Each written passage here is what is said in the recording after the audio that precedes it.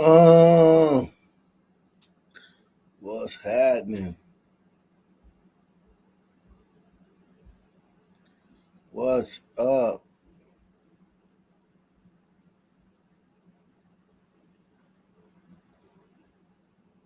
What's cracking?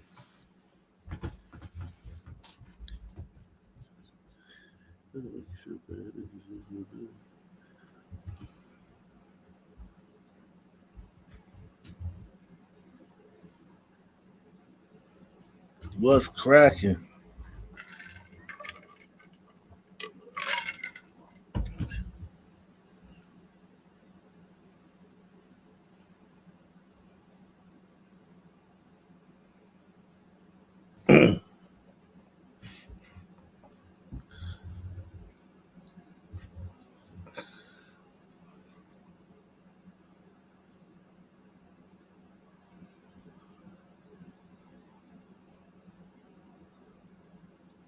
What's happening?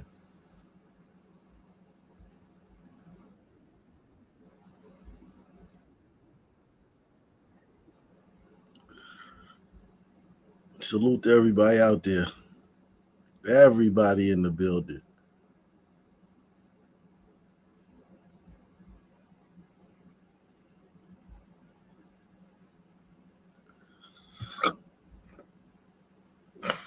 Everybody in the building.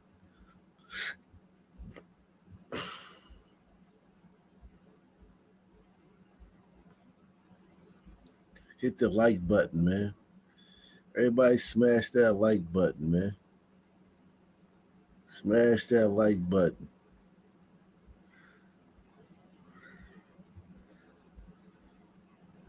I'm gonna show you. I'm gonna show you how I know for a fact that some of those 5 people that got arrested were the white people that got their asses kicked. I'm gonna show you. I'm gonna show you that how some of those 5 people that got arrested was the white people that got their asses kicked. I'm gonna show you, man. Yeah, everybody hit that like button.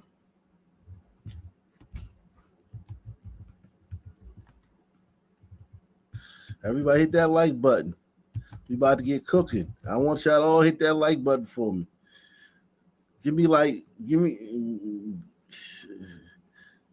This is a barn burner.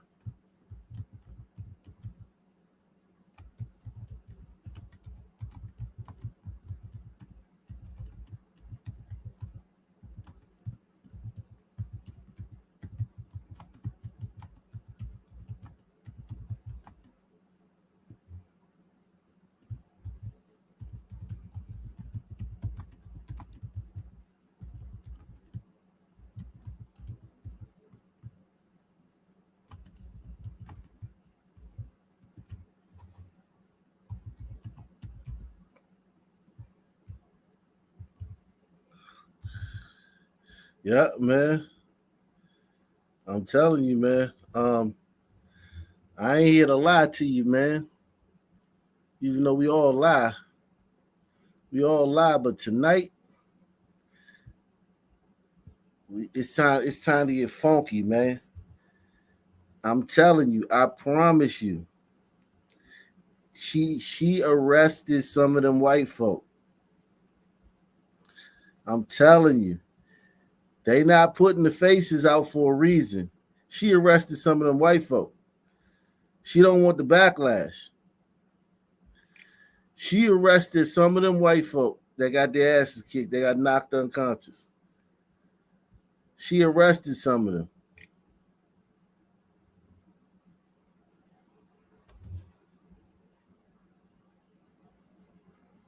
She arrested some of them. I'm telling you. And I'm gonna tell you how I know for a fact.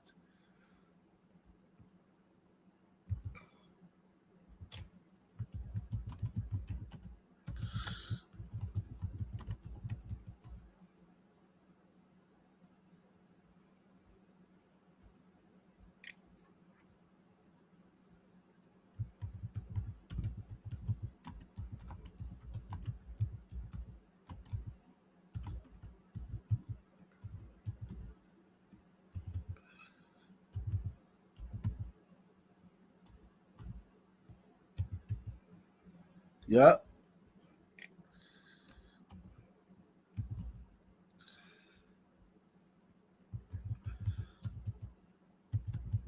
Everyone hit that like button.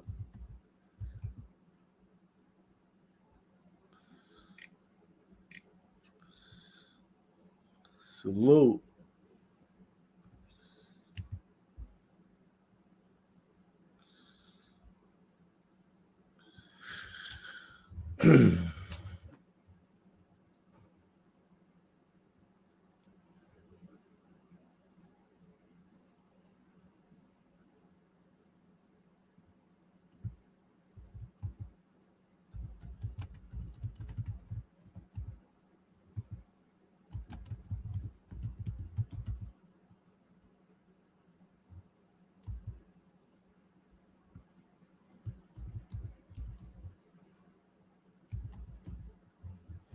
Mm.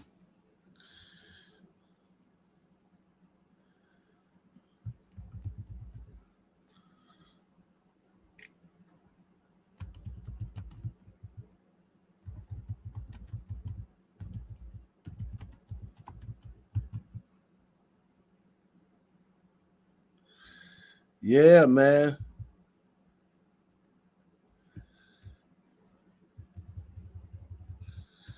We got a barn burner tonight.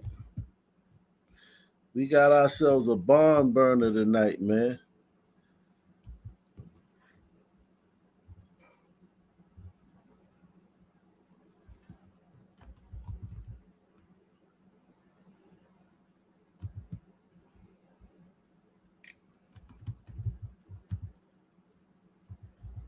All right, here we go. All right, everybody take that poll, man. Don't be nervous. Don't be shy. Take that poll. Don't be shy, man. Take that poll.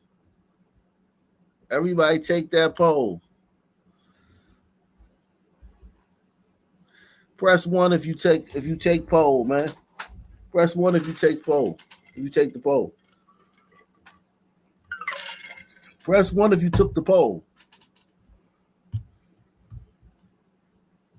I'm trying to see who here took the poll.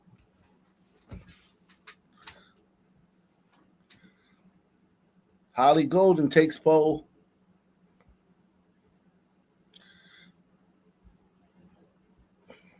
Glizzy Hendricks takes poll. Home Invasion takes poll. Proverbial Beast takes poll.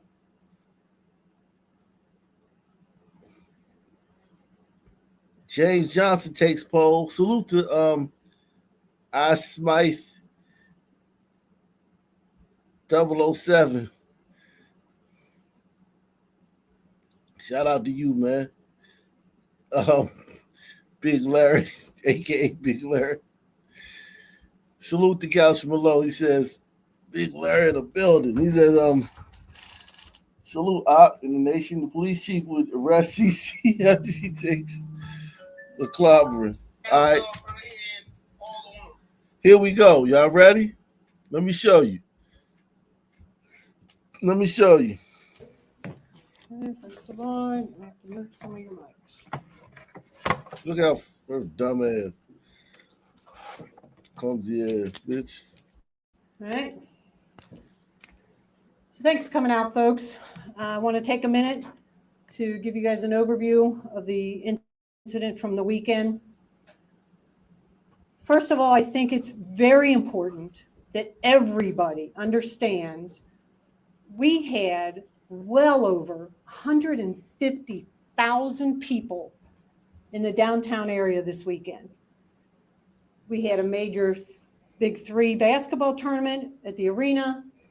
We had a Reds game with large crowds, and we had the Cincinnati Music Festival. Wonderful, wonderful events for this city and all the people who attended it. Unfortunately, we had one incident late Friday night into Saturday morning that is getting all the attention and undoing the good stuff that happened this weekend. That's the incident that you're well aware of that occurred at 4th and Elm. I, like many, woke up Saturday morning to the video. The incident occurred. We got our first call at 3:06 a.m. First officers were on the scene at 3:12 a.m. Based on the body cam footage that I've watched, that response time is completely acceptable because the downtown area still had traffic congestion from all of the events. Upon arrival, the fight was over with. The fight was over with when the officers arrived. And the majority of the participants were gone. The officers did exactly what they are trained to do. They gathered information from the victims that were still at the scene to complete an offense report.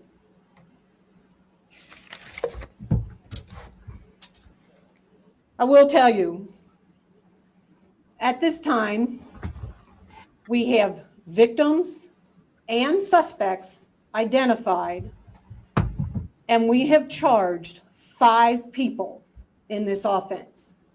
I'm not going to release that information to you. I will. Why would you not release the information? This is a national story. This is a national story. Why would you not release the information?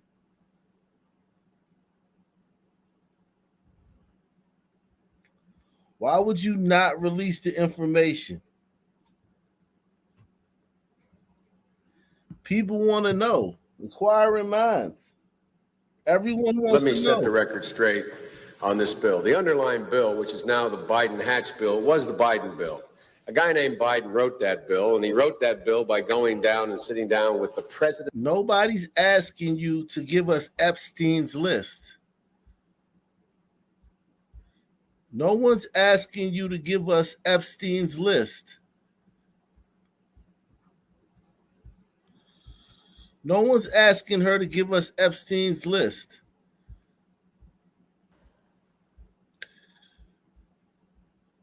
We're asking you to tell us who were the people you arrested for this brawl that happened, this viral brawl that happened. We're not asking you to give us the conspirators to 9/11. We're not asking you to give us the names of the people that run the shadow government. We're asking you for 5 names of people you arrested at this Cincinnati brawl. Watch this. And the majority of the participants were gone. The officers did exactly what they are trained to do. They gathered information from the victims that were still at the scene to complete an offense report.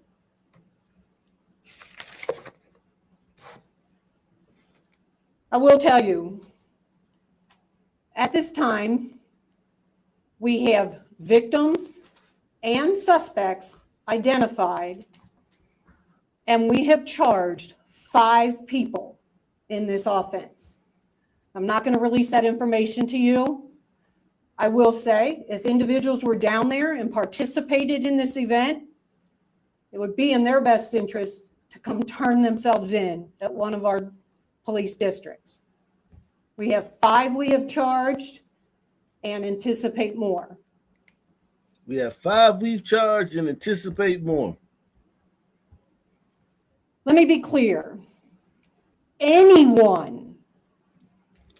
You heard that? Did you hear that? Let me be clear. Anyone. Let me be clear. Anyone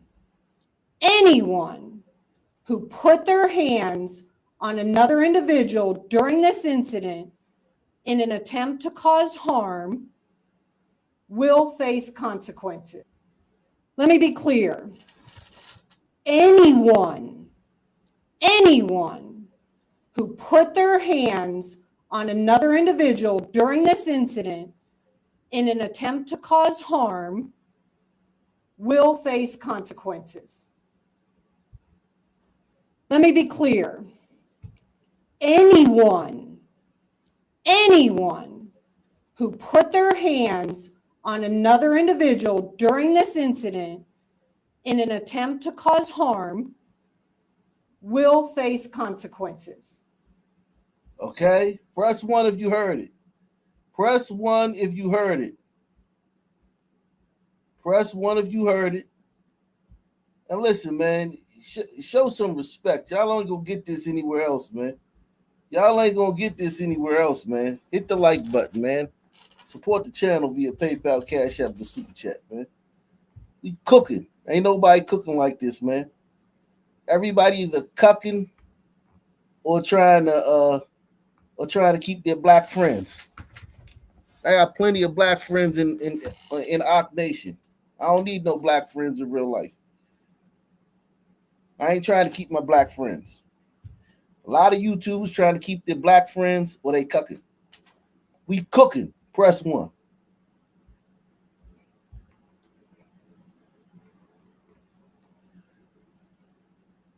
Anyone who laid a hand on anyone who laid a hand on anyone will face consequences. Let's watch this. Oh, what was that? Did you see it? Did you see it? Anyone who laid hands on somebody in an attempt to cause harm will face consequences.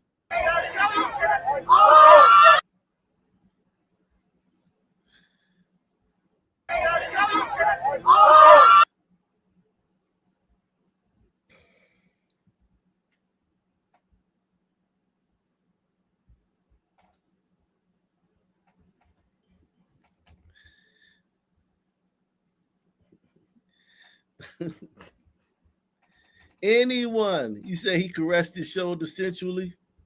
Anyone.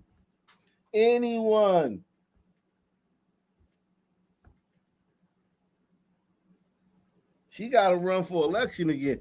Anyone.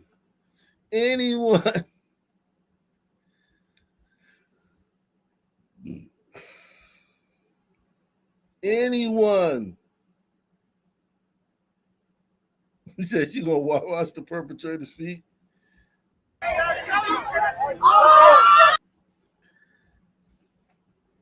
Listen, she don't care that a group of apes surrounded you and your girlfriend, you and your wife. That's why I made the poll question that. They don't understand how dangerous. She acting like she don't understand how dangerous it is when a group of apes surrounds you and your wife, or you and your crew and your friend, including your wife. That's a hostile situation, man. You may have to set it off to keep them niggas at bay. Press 1. A group of niggas surround you and your wife.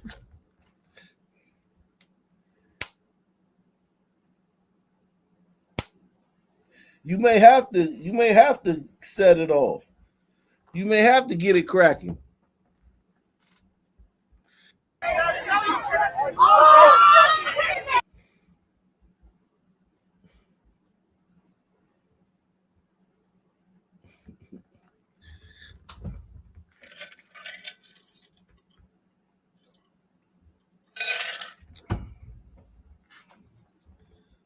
So yeah, anyone who touched anybody,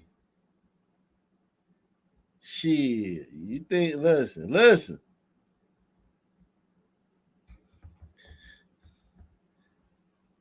Yeah. Let me be clear. Anyone who put their hands on another individual during this incident in an attempt to cause harm will face consequences. Let me be clear. Anyone who put their hands on another individual during this incident in an attempt to cause harm will face consequences. Let me be clear. Anyone who put their hands on another individual during this incident in an attempt to cause harm will face consequences. I don't care which side of the incident or the fight they were on. If they place their hands on somebody, I don't care which side of the incident or the fight they were on. If they place their hands on somebody in an attempt to cause harm, that is unacceptable. Consequences. I don't care which side of the incident or the fight they were on. If they place their hands on somebody in an attempt to cause harm, that is unacceptable.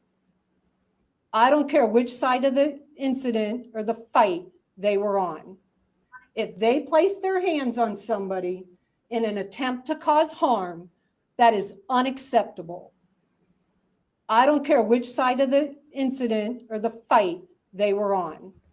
If they place their hands on somebody in an attempt to cause harm, that is unacceptable. This is still an open investigation, and all potential charges are being investigated for everyone involved. All are being investigated for everyone involved. And all potential charges are being investigated for everyone involved. And all potential charges are being investigated for everyone involved. And all potential charges are being investigated for everyone involved.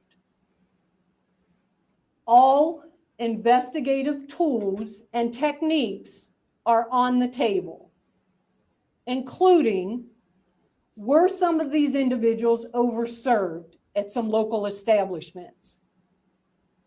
It is clear to us that alcohol played a significant part in this incident. I want to thank every citizen who has come forward and provided us with information.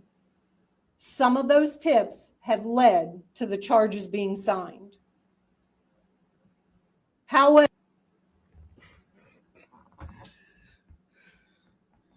those tips were black people coming in saying the white people started it, man. All we did was surround and menace them and make them feel threatened. He didn't have to slap that brother.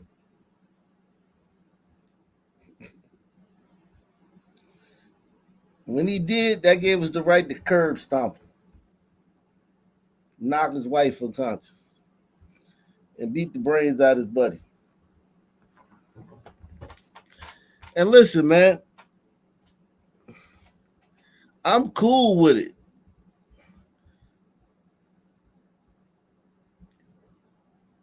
Just don't complain, man. Don't complain when some black people go to a country music festival and they waiting in line at the fucking food truck, and the food truck guy take a white person order that came after them. And then we got to have a fucking national conversation about racism because some black people went to a country music festival and the guy at the food truck took the order of some white people first, even though the black people was there waiting in line already. I don't want to hear that because that's the type of shit black people protest over. So if you get to curb stomp these white people because y'all surrounded him and his wife and he got it cracking on y'all, that's cool.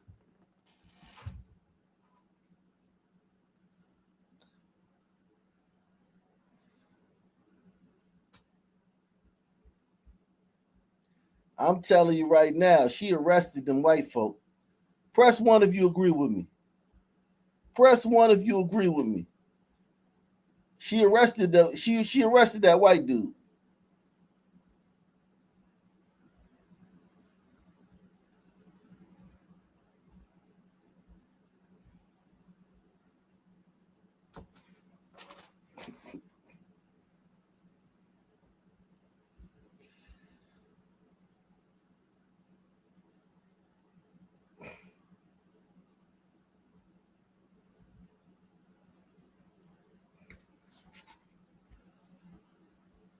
And I'm about to take it even further. Let me be clear. Anyone who put their hands on another individual during this incident in an attempt to cause harm will face consequences. I don't care which side of the incident or the fight they were on. If they place their hands on somebody in an attempt to cause harm, that is unacceptable. This is still an open investigation, and all potential charges are being investigated for everyone involved. All investigative tools and techniques are on the table, including, were some of these individuals overserved at some local establishments? It is clear to us that alcohol played a part, a significant part, in this incident.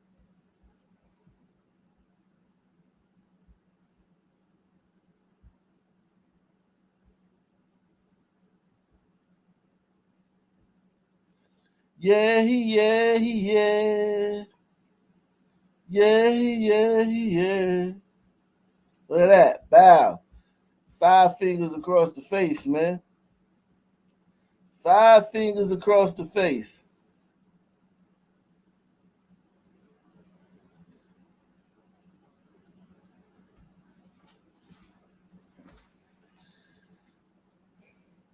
That white dude got arrested, man. I'm telling you, that white dude got arrested. Charged. I promise you. That's why she don't want to let the names out. This ain't no big fucking case. This ain't no murder. This ain't no fucking government conspiracy. She hiding the names of some from a fight downtown, a brawl, a jumping, a mauling. She don't want to tell people she arrested this guy after he was surrounded by a bunch of blacks. And he got it cracking. He got it cracking.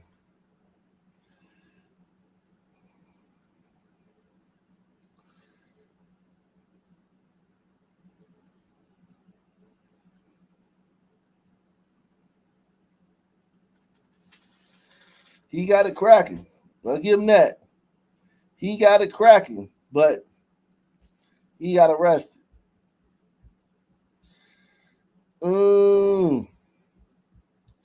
Anybody. So these two were arrested right here. These are two.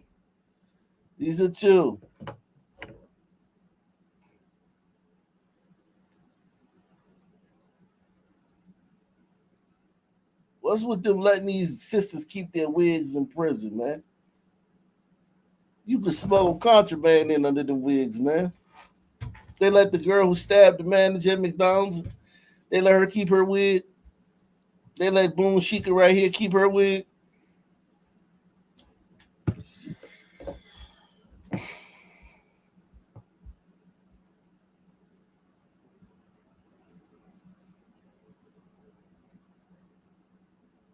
You said supposedly the glider was kicked for. I wouldn't be surprised.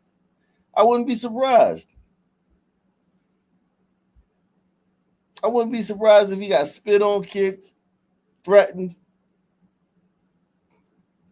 all that shit.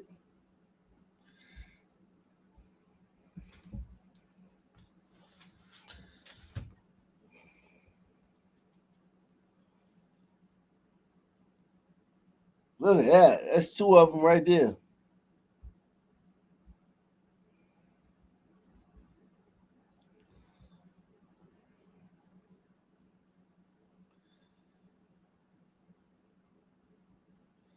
Yeah, yeah, yeah. Yeah, yeah, yeah.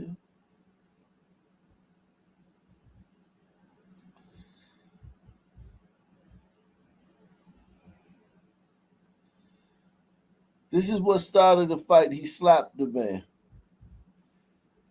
You know, their GoFundMe gonna go crazy. These people GoFundMe gonna go crazy. You heard me? Let me drop the link, man.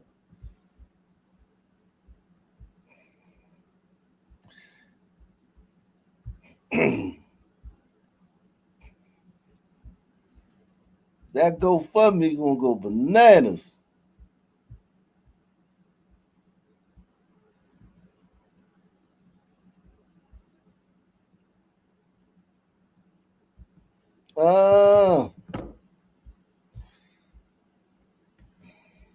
You're my baby.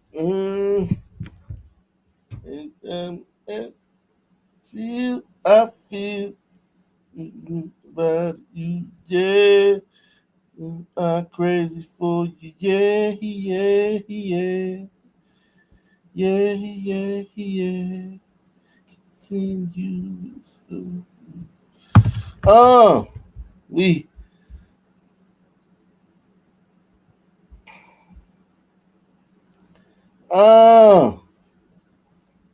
Yeah. It's cracking. She arrested these two.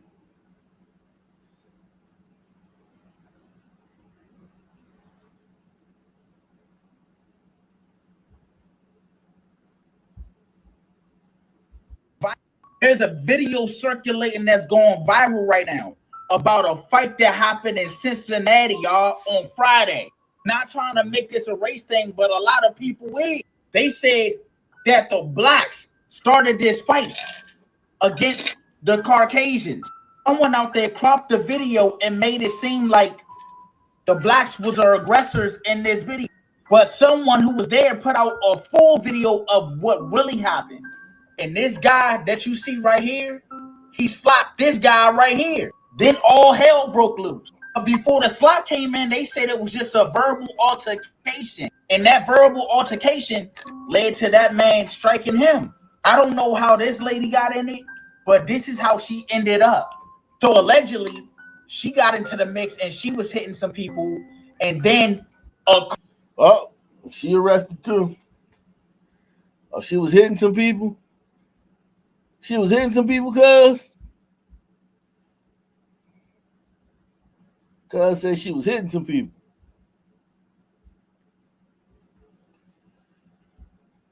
Cuz said she was hitting some people. Uh-oh. She was hitting some people.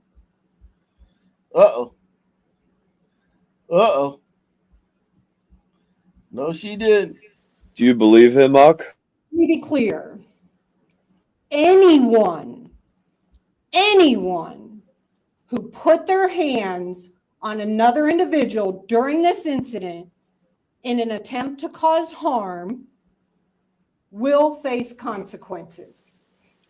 I don't know which side of the incident or the fight they were on. If they play, what's up, man?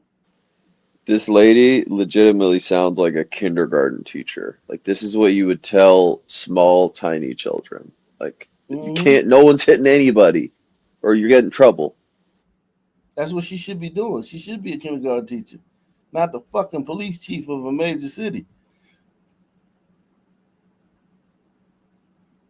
That's exactly what she should be doing.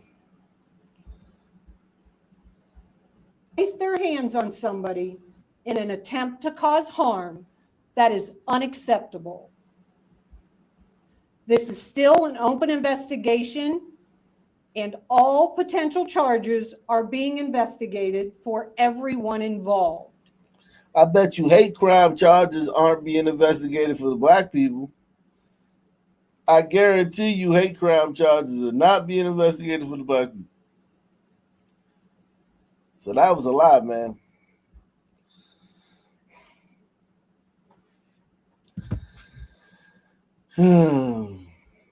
Listen, people say, why you keep doing the replay? Why I keep doing the replay? Are you fucking slow or something? What the fuck you mean why I keep replaying the shit? Are you fucking retarded or something? Are you a fucking retard? Why you keep replaying what she said? Are you a fucking retard? Because it's the only part worth listening to. The rest of it's painful. Matters. It's the only part that matters. She's telling you right there her mindset. But they were really tired, and they had to work really hard. There was lots of events. This is her mindset, man. The blacks didn't do nothing, man. Salute to Barry B, man. Barry B is in the building. Yeah, man. Listen, I ain't hear nobody saying this today. Did you hear anybody saying this today? Be honest. Did you hear anybody saying this today for the last few days? That she's going to arrest them white folk. She going to arrest them white folk, Jack. Tell you. I promise you, man. Hey, Og, I got an important question. What do you think the fan that got kicked out of the WNBA game said to Copper after her wig fell off? That's so not an important question, but it's probably something 1,000 other fans in there said. Everybody said the same thing. When that shit happened, everybody clowned it. That's how it happens when things like that. When something happens like that, everybody got jokes. Someone had to take the fall. Right, a white guy said something though. And striking him. I don't know how this lady got in it, but this is how she ended up. So allegedly, she got into the mix and she was hitting some people, and then a Caucasian slept her, pit her to night. But they said it was the black people. If you haven't seen this video, go search it up. It happened in Cincinnati on Friday. So like I said, if you haven't watched this video yet, go watch it. Then come back in the comments. Yeah, but the Caucasian could have been with the black, and the Caucasian could be black. He could be the guy we saying is Caucasian. He could be Caucasian. Yeah, exactly. Hold on, let me start at the beginning for y'all.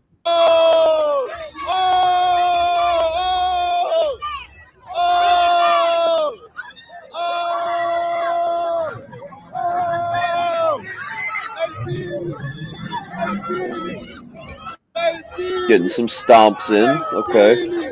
I see you, sister. Oh, she got her wig snatched off. Oh, the white girl snatched her wig off. Okay.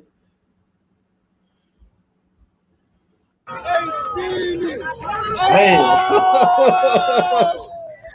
White girls been snatching sisters' wigs off all week, man. Yeah, that's the new thing, it's a good tactic if you're in a pinch. That should be the number one tactic. White girls. If a sister get the popping slick, you know how to get sitting there running. Because here's the thing: once you snatch the wig off, she gonna run away. So you not only diffuse the situation, but you also get to do something to her without getting retaliation. So it's like it's a win-win because she's gonna pick that wig up and run for the hills, and then you have a chance to get away. You have a chance to get in the Uber, get to your car, call the cops, whatever. Yeah, take the wig and throw it, and then while she chases after it, you can get out of there. Exactly.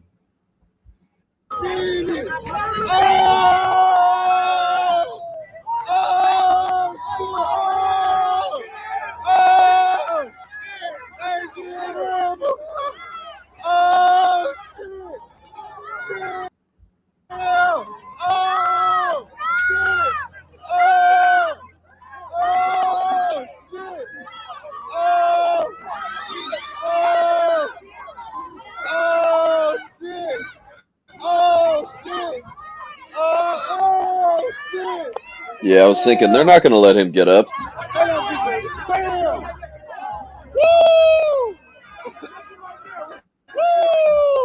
Oh, some of them helped him. That didn't last long.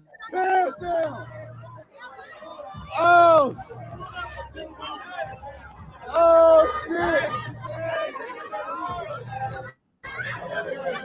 Oh shit! My boy Trump. Oh. So right there, it looks like they're still attacking him. So the woman that comes up later on may think he's still being attacked. I mean, like, there's no reason to think it's over. My boy Trump. Oh.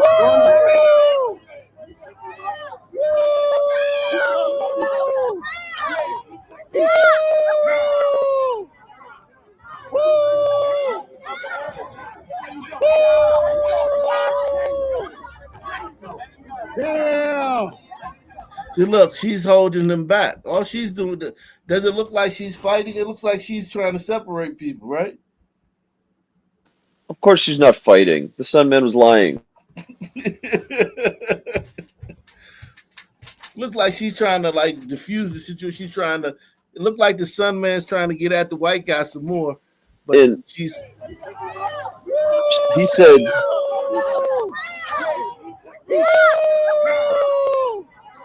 So yeah, so it's like everybody's trying to break him up. Even the black girls are trying to break it up. well, he said she threw multiple punches. That's not realistic. Look at her. She see the hand on the chest. She's holding him back. See, look, the hand on the chest. She's holding him back. There go the hand. She's doing her part. Yeah, she's trying to diffuse the situation, and then she might have saved the Sun Man life because Sun Man might have killed this guy. The Sun Man might have get a life sentence if he killed this guy. Yeah. Look at her. She's holding him back. She's just holding him back, and then the black girl comes out of nowhere and attacks her. So, but I'm telling you, listen, I'm telling you, that white police chief is going to believe that the story that this white woman was hitting him. What do you think? You think the white police chief is going to believe that this woman was hitting him? Salute to Christy Webster, a.k.a. Michael Babe Ruth Jordan, the GOAT. I think the police chief is just like very corrupt and is following orders. Well, how like about this? She's following an agenda, clearly. How about this? What do you think she's gonna do in this situation? Like, we don't have to get into like guys 9/11 and shit. I mean, what do you think she's gonna do? Yes, we do. I think they just review the footage and like, there's so much footage at this point that you just review it, and then if they're honest, they're gonna drop charges. If they're, whatever the case. So you'll think that they're seeing this footage and they're not thinking this white girl could be, it could be seen that this white girl's hitting that black guy. Look at it. She's got his hands on him. Remember, she said anybody who laid hands on somebody in an attempt to cause harm will face consequences. Watch. Yeah, it's retarded. Look, boom, and this girl comes out of nowhere, stops her. And this is a black guy. This guy, this guy like Ice-T. He like one of them Ice-T or El DeBarge niggas. Press one. They trying to say this is a white guy. This is old El DeBarge ass nigga, man. Old goddamn motherfucking sugar-free ass nigga, man. It's an old Ice-T ass nigga right here, man. Hey, can you put the little picture up so people know who is talking? Oh, don't make the mistake. Yeah.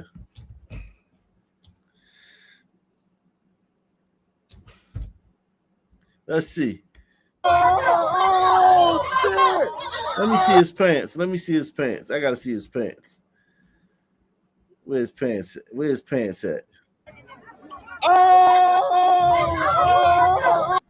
I think we see some draws, man. Hold on. Yep, draws. Pants sagging. That's a mulatto, man. That's a mulatto, man. I can't wait till his mugshot come out. That's a mulatto, man. That nigga got his pants sagging, man.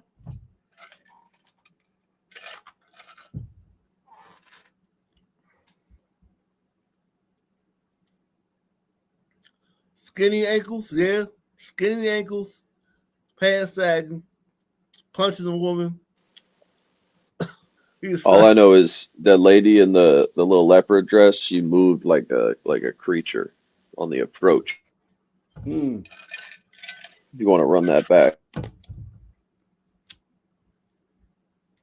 White girl bleed a lot.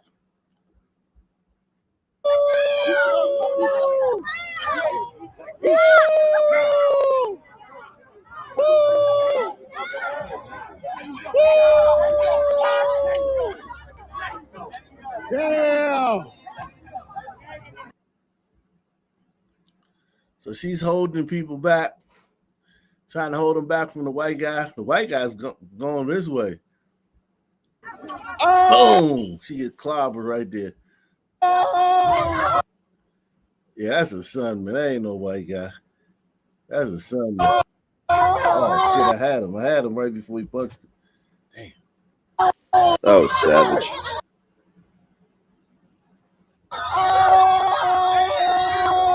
Why am I fucking thirsty, man? She looks dead.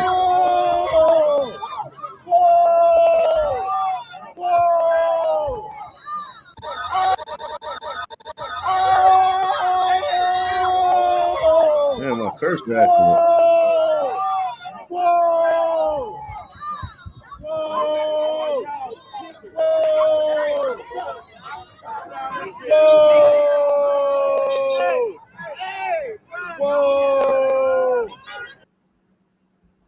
Yeah, that's a son, man. That nigga, son, man. Shout out to Christy Webster. Yeah, Christy Webster in the building, man. The GOAT, man.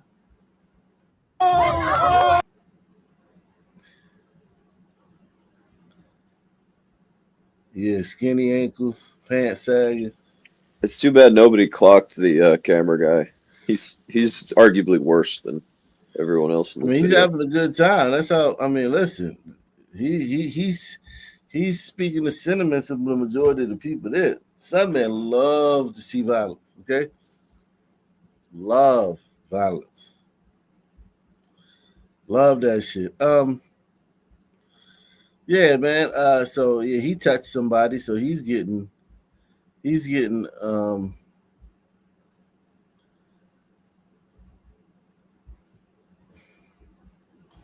No touching allowed.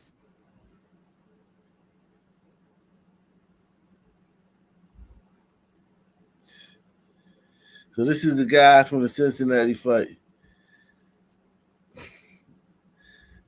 Let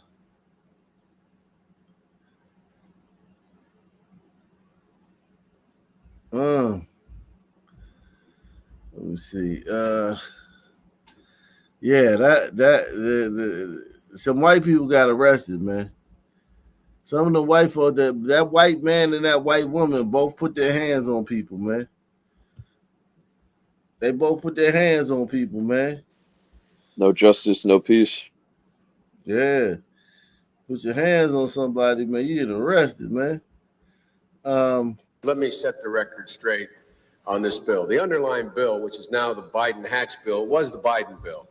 A guy named Is Biden based wrote Biden? that bill by going down and sitting down with the President of the United States of America, not with his Attorney General, not with anyone else, with Bill Clinton, President of the United States of America, who between the time he got elected in November until the time he was sworn in, called me at my home on 6 separate occasions. And he unfortunately doesn't need a lot of sleep. Sometimes literally, and I say this on the record, as late as 11:30 at night to discuss why I wasn't moving quicker on the Biden crime bill from before.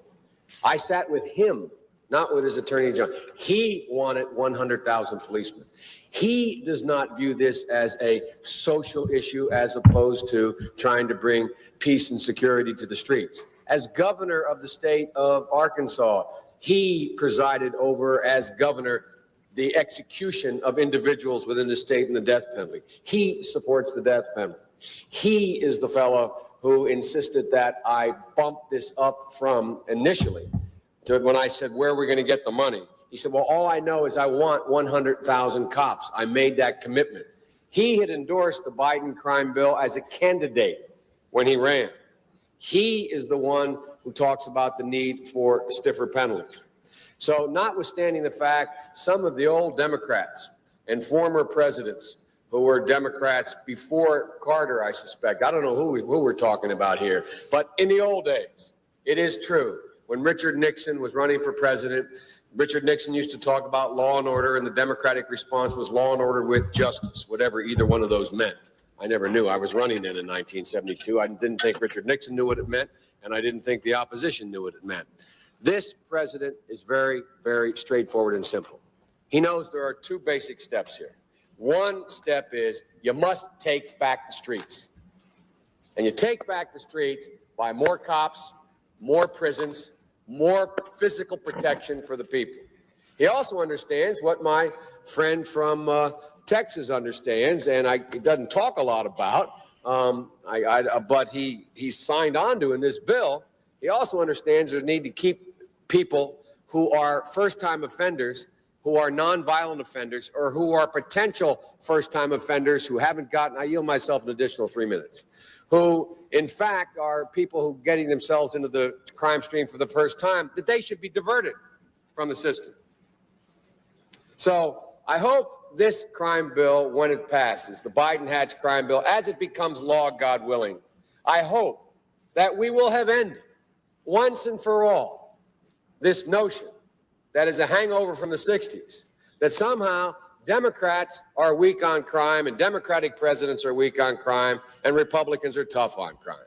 The truth is, every major crime bill since 1976 that's come out of this Congress, every minor crime bill has had the name of the Democratic senator from the state of Delaware, Joe Biden, on that bill.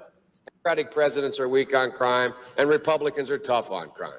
The truth is, every major crime bill since 1976 that's come out of this Congress, every minor crime bill has had the name of the Democratic senator from the state of Delaware, Joe Biden, on that bill, and has had a majority vote of the Democratic members of the United States Senate on the bill.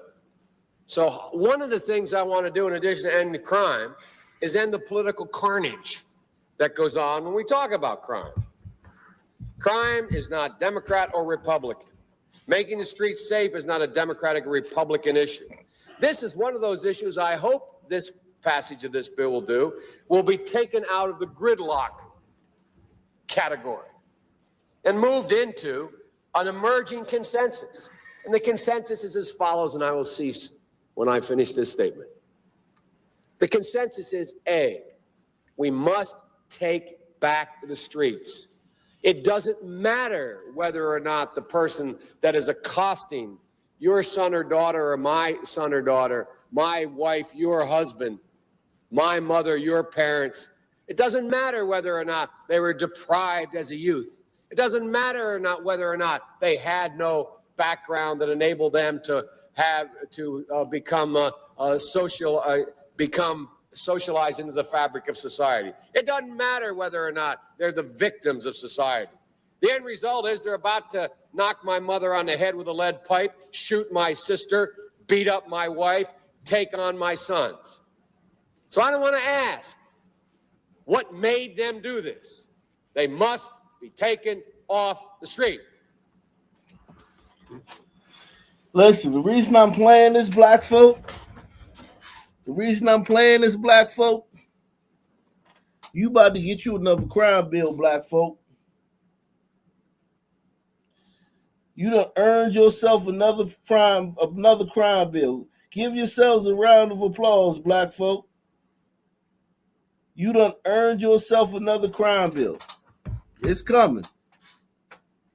Y'all about to get y'all another crime bill. They over policing us. Another crime bill is on the way. What's up, new guy? What's your thoughts, man? Who is this guy? He looks familiar.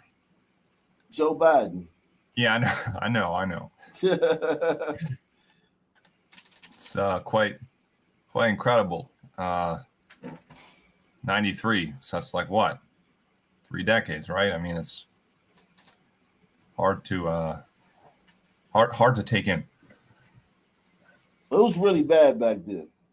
It was like 2020, but it was like a decade of 2020s. Yeah. Even the Suns were out cosplaying like, oh, we need this. We're good upstanding citizens. Blah blah blah. Right? Like they were on that bullshit. They were begging for it. The black leaders were begging for this crime bill.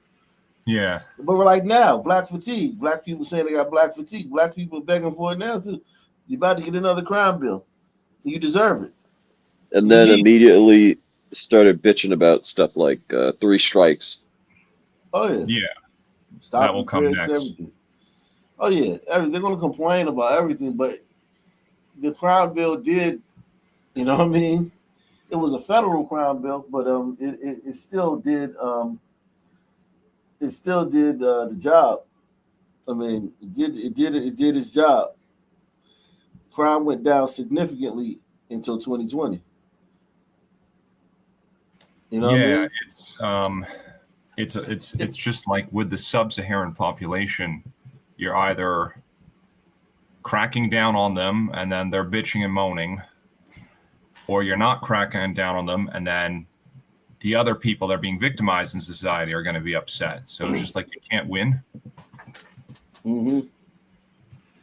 Yeah, either you're the people who suck up all the tax resources and programs and federal aid are mad at you, or the people who pay all the taxes are mad at you. Yeah, and obviously a just society would protect the non-sub-Saharans over the sub-Saharans because they're the people who pay the taxes. Right. That's number one. There's a consensus on that. The Democratic chairman of the Judiciary Committee, the Democratic president of the United States of America, the Democratic attorney general, the Republican leader of this effort, Senator. Make sure you support the channel via PayPal, Cash App, or the Super Chat, man. Ain't nobody bringing it like this on YouTube. I don't care what you say. Yeah, go ahead. Like, who is this guy? Like, this is incredible. Who is this man? Like, it's like night and day. I can't, because he's like he's speaking very well here. Like he's on top of his game right here. It's just incredible change. Yeah, they cloned him. He's a very, very effective speaker and a very, very charismatic politician. It is it's prime. funny how he couldn't even like get past the Iowa primary back in these days, and now when he's a fucking half retarded dunce, weekend at Bernie's, he was that's crazy. Well, a lot of that though, it speaks to the 30 years of demographic transition. It's not that anyone's minds have changed. You just shifted the voter base, right? It's like the Overton window or something. But yeah, we're all retarded now. Hatch, the Republican senator from Texas, we all agree on that.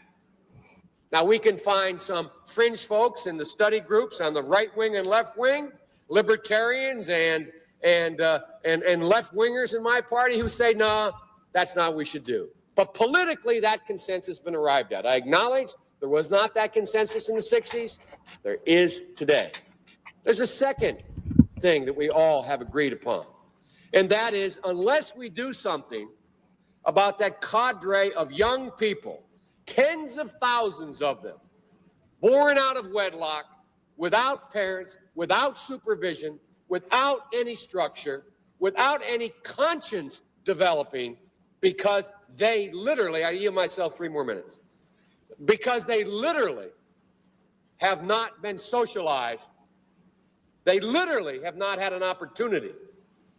We should focus on them now, not out of a liberal instinct for love, brother, and humanity, although I think that's a good instinct, but for simple, pragmatic reasons. If we don't, they will, or a portion of them will, become the predators 15 years from now.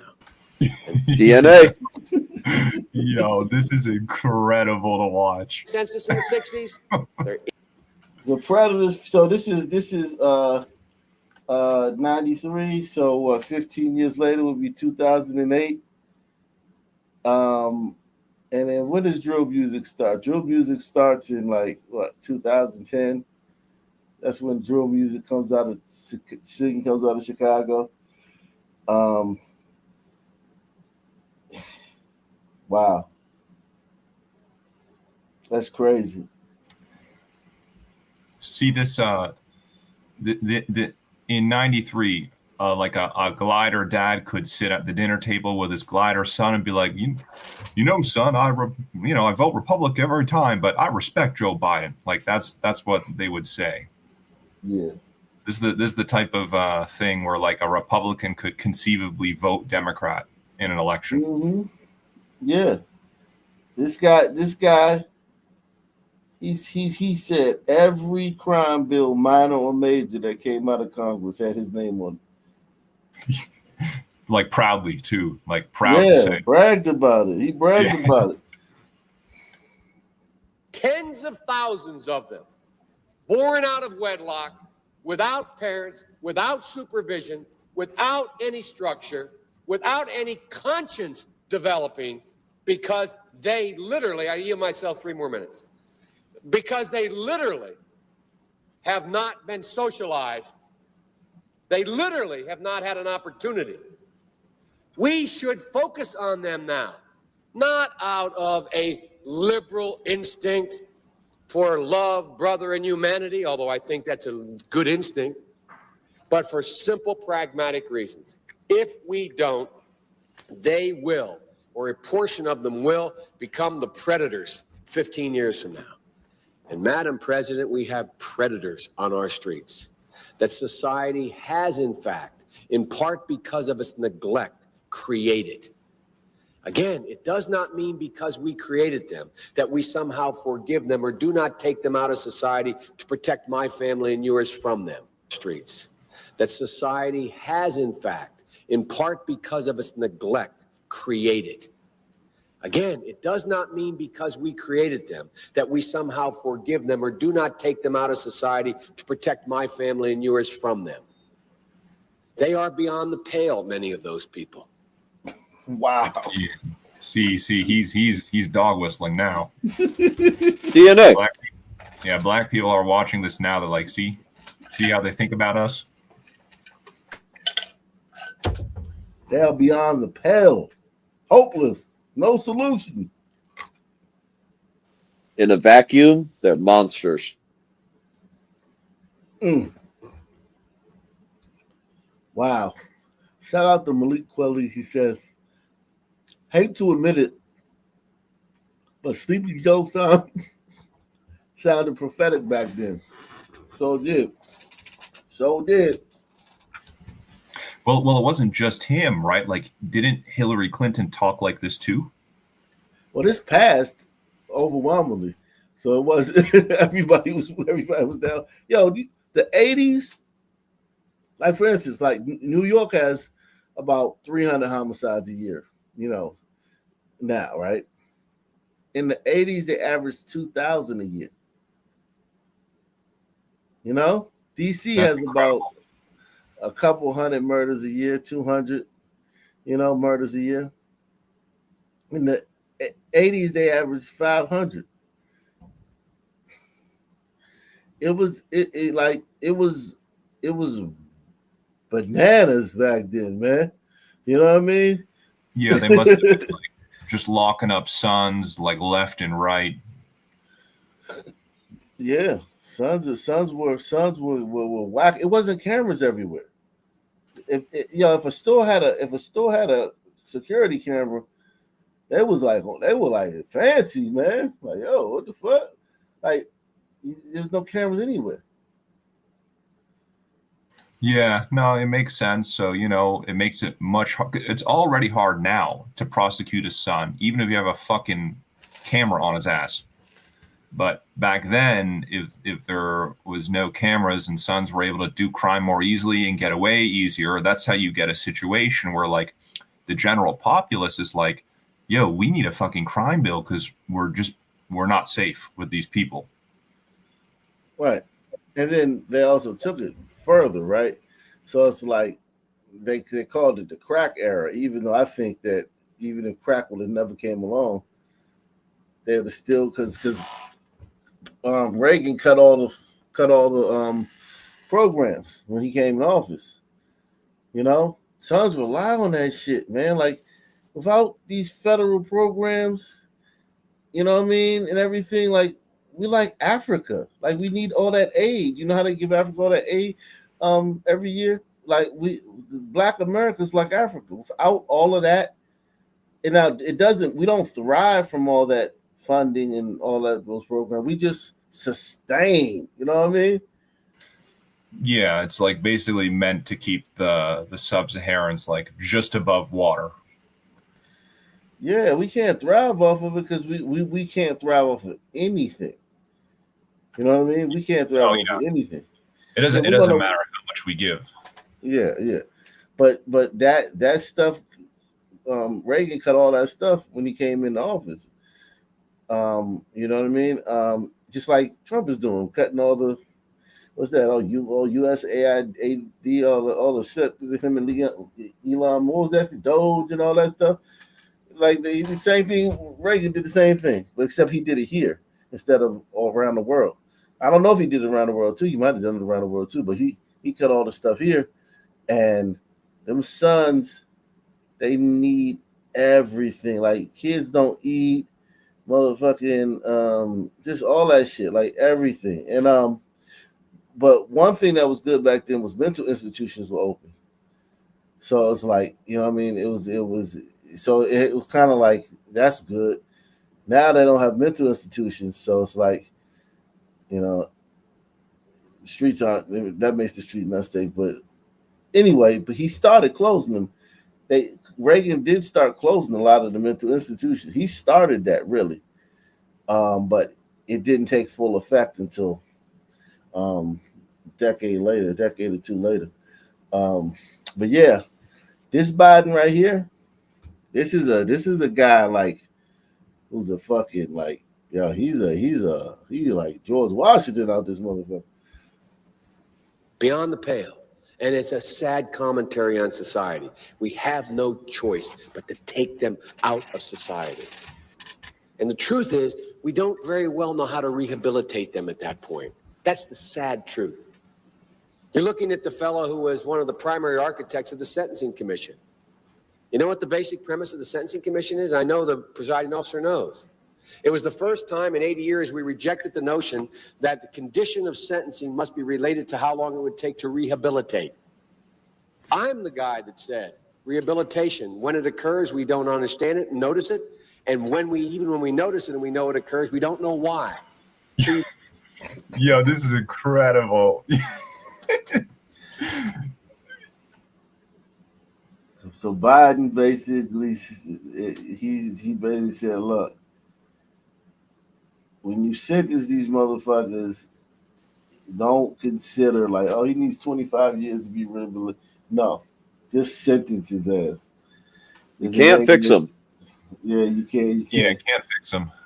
Sentence him to get him off the street, away from my mother, away from my father, so he doesn't take on my son. All this, you know what I'm saying? Sentence him to get him off the street, not to fucking rehabilitate. Because, and listen, I mean, think about how much data they had. Like, how many sons go to prison? How many people in general go to prison for decades and decades up until this point? They had a lot of data, man. And they came to the conclusion, look, can't be rehabilitated.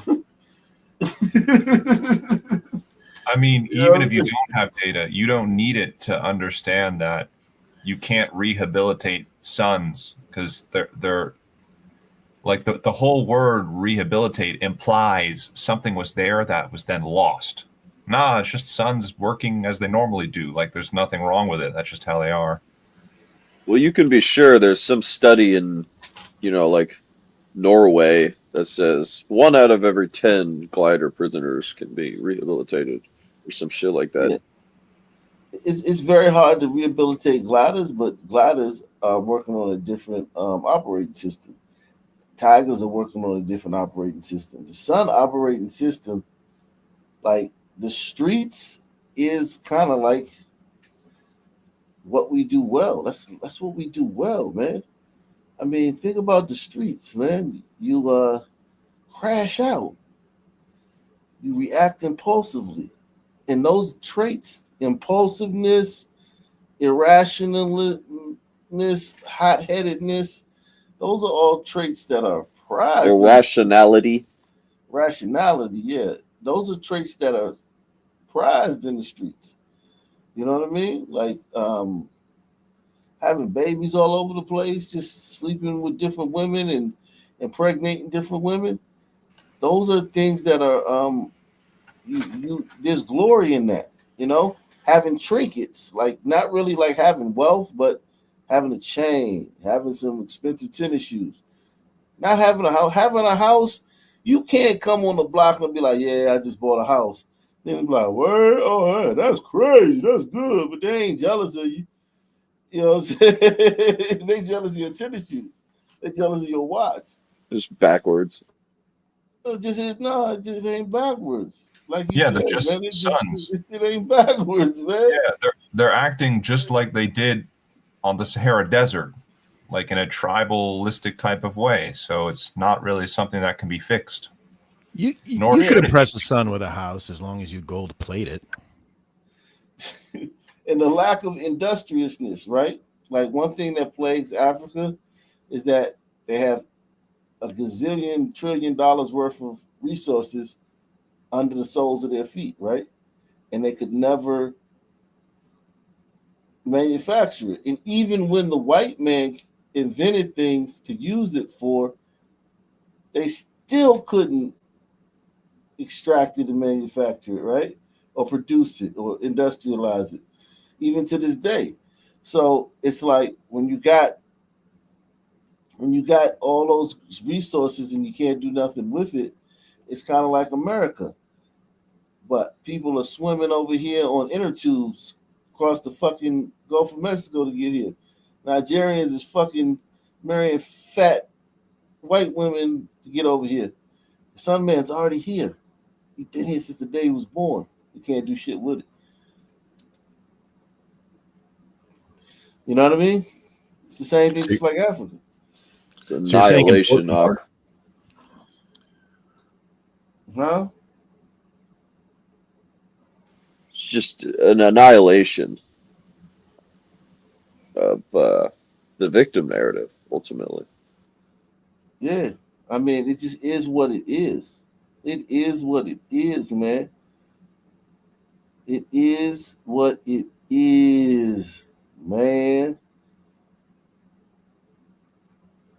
Small time shit, man. And listen, he knows this to a T. He said, man, you can't rehabilitate these niggas. He said, man, we did all the analysis. And man, even when it happens, we don't notice it. He said, when it happens, we don't notice it because you can't. It just like it's not on there. It's a different operating system. People beyond the pale. And it's a sad commentary on society. We have no choice but to take them out of society. Yeah, And the society. truth is, we don't very well know how to rehabilitate them at that point. That's the sad truth. You're looking at the fellow who was one of the primary architects of the Sentencing Commission. You know what the basic premise of the Sentencing Commission is? I know the presiding officer knows. It was the first time in 80 years we rejected the notion that the condition of sentencing must be related to how long it would take to rehabilitate. I'm the guy that said rehabilitation, when it occurs, we don't understand it and notice it. And when we notice it and we know it occurs, we don't know why. So you cannot make rehabilitation a condition for release. That's why in our system, there's the federal system, you serve 85% of your time. I remember when it was going on, when I was making these arguments in the late 70s, they used to call it Biden's same time for the same crime provision. It's a shame, but we don't know how Is to that what they resolve called it. it, Joe? But there is a consensus, and I will cease. A, we must make the streets safer. I don't care why someone is a malfactor in society. I don't care why someone is antisocial. I don't care why they become a sociopath. We have an obligation to cordon Right, them off Hunter? from the rest of society, try to help them, try to change the behavior. That's why we do in this bill. We have drug treatment and we have other treatments to try to deal with it. But they are in jail, away from my mother, your husband, our families.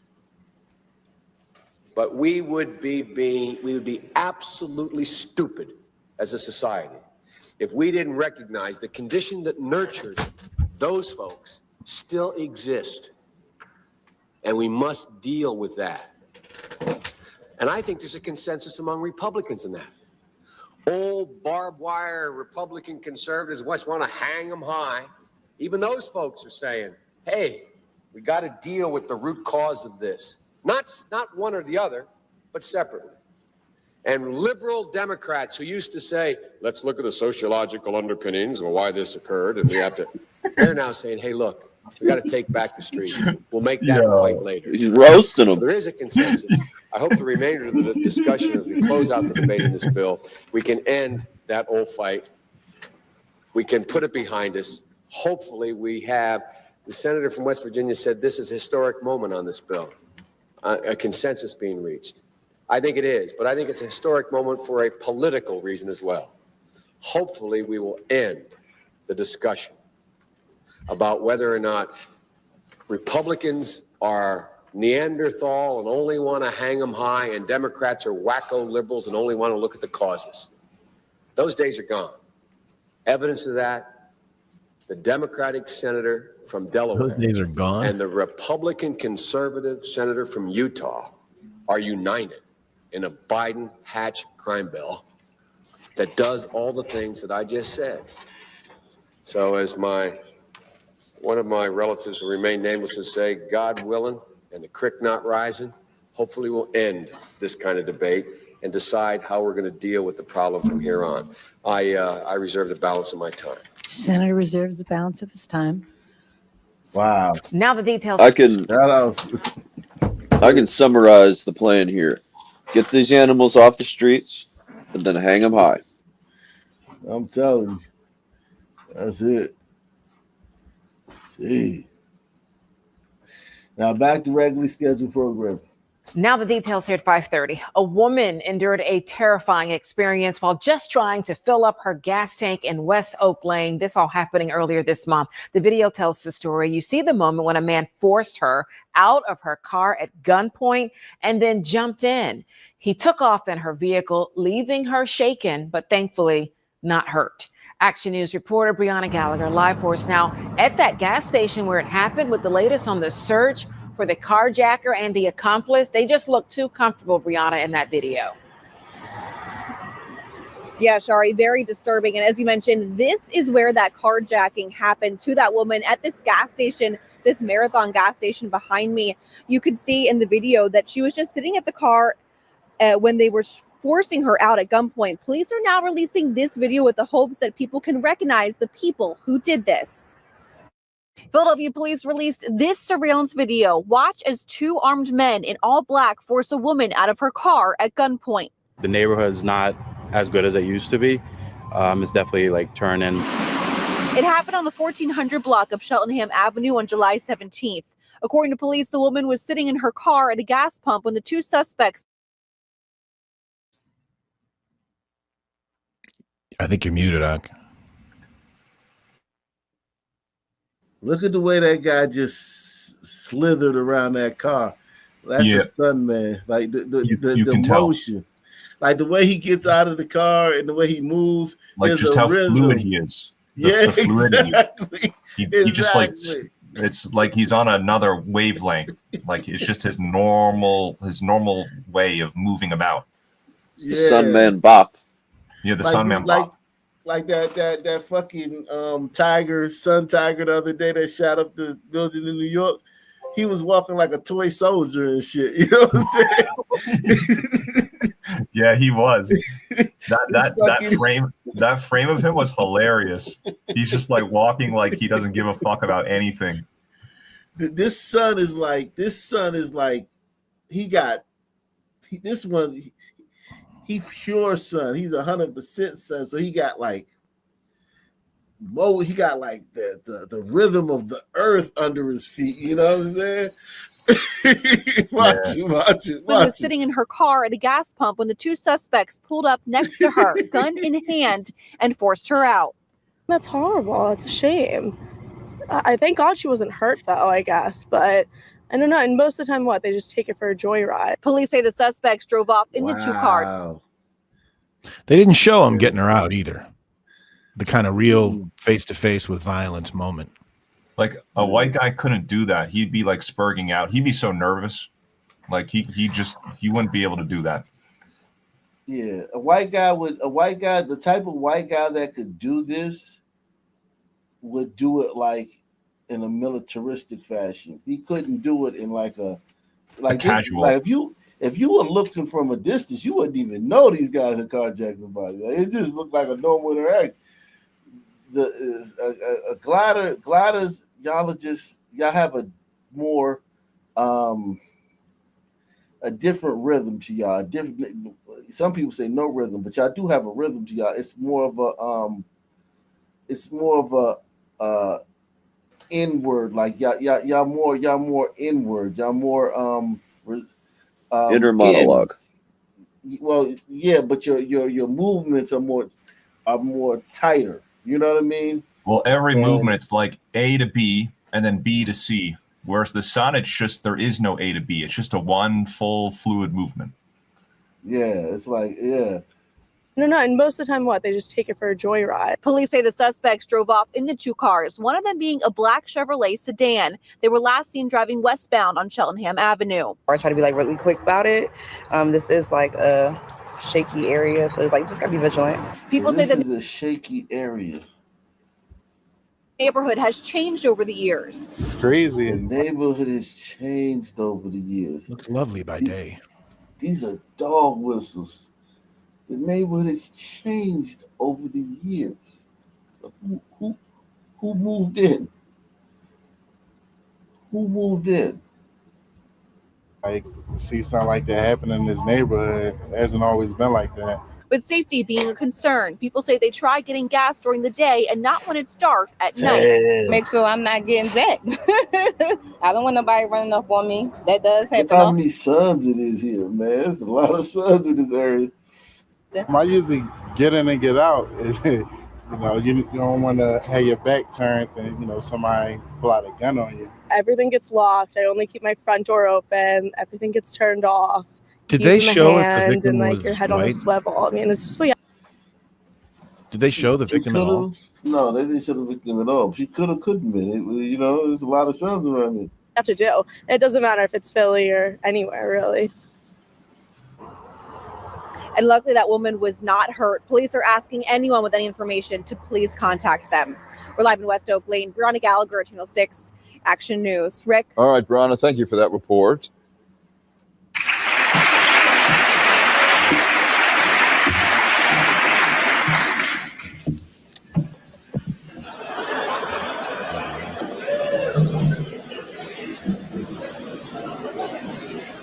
In many ways, it would have been much better if Mother Nature had made people genetically all the same. Cooperation would be easier, and we could design just one type of society that would fit everybody. However, we are not all the same. Even children within the same family differ from each other genetically. If we examine how wide the differences are, even between brothers and sisters who share the same food, watch the same TV, go to the same schools, and have the same parents, how much more different from each other must we expect the human races to be? I did not always believe that this was the case. 10 years ago, I would have said that any differences which existed would almost certainly have been primarily environmental in origin. Classic. However, I have been persuaded by data and findings from numerous sources that the races do differ genetically in the mechanisms underlying their behavior. Man, hit the like button, man. It's the only place you can, only race real place on the planet. Who's this guy? We just showed you a curly-haired tiger. You don't see those very often. It's the only race real on the planet. And listen, this is not a negative thing. This is what really need to be known. It's nothing negative about race realism. It's only positive. It'd be pretty funny if he mentioned in one of his statements, "Oh, I have a Sunman friend. Don't worry." It's only positive. It's only positive. But to answer your question, this is Philip Rushton. Like he published a book around the same time as the Bell Curve came out. Yeah. Okay. I mean, This is in Canada, probably, because that's David Suzuki who he's debating. So this is probably at the University of Western Ontario. He's debating a Jap. Yeah, he's debating a Jap. With curly hair, no less. Huh. You just don't see that often. Poor guy. In this talk, I would like to share some of this information with you. There are three quite separate questions that have to be kept in mind. First, what exactly are the differences between the races? Second, are the differences due partly to genetic factors? Third, how could genetically based differences between the races have arisen through evolution? First, then, let us overview the findings on racial differences in behavior. I have observed that the order in which the races currently score on tests of intelligence, or on measures of educational achievement, or on measures of occupational achievement, that is, Orientals higher than Caucasians and Caucasians higher than blacks, is matched by the same rank order on over 60 other psychological, behavioral, and physiological measures, as well as on estimates of genetic similarity. Let us begin at the beginning, at the moment of conception. The average woman produces one egg every 28 days in the middle of the menstrual cycle. Some women, however, produce 2 eggs in a cycle, an event which often results in the production of twins.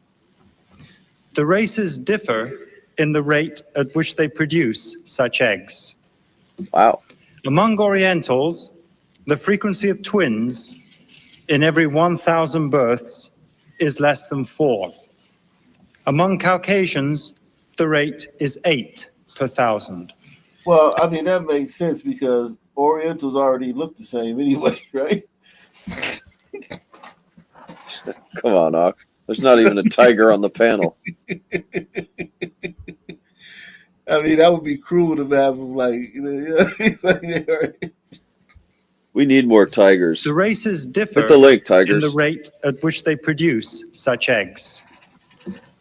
Among Orientals, the frequency of twins in every 1,000 births is less than 4. Among Caucasians, the rate is 8 per 1,000. And among blacks, the figure is more than 16 per 1,000. Damn, 16. So blacks have the highest rate of twins. Okay. That explains a lot because actually I knew these 2 sets of 2 different twins and they were all basketball players. All like Division I. It's like, man, how does that happen? But it's fucking DNA. We make twins. We with our women produce those double eggs more often than other groups of women. With some African populations having twin frequencies of 57 per 1,000. Wow. Note that Caucasians fall between Oriental and Black populations, and that these figures are to be found from very many different countries.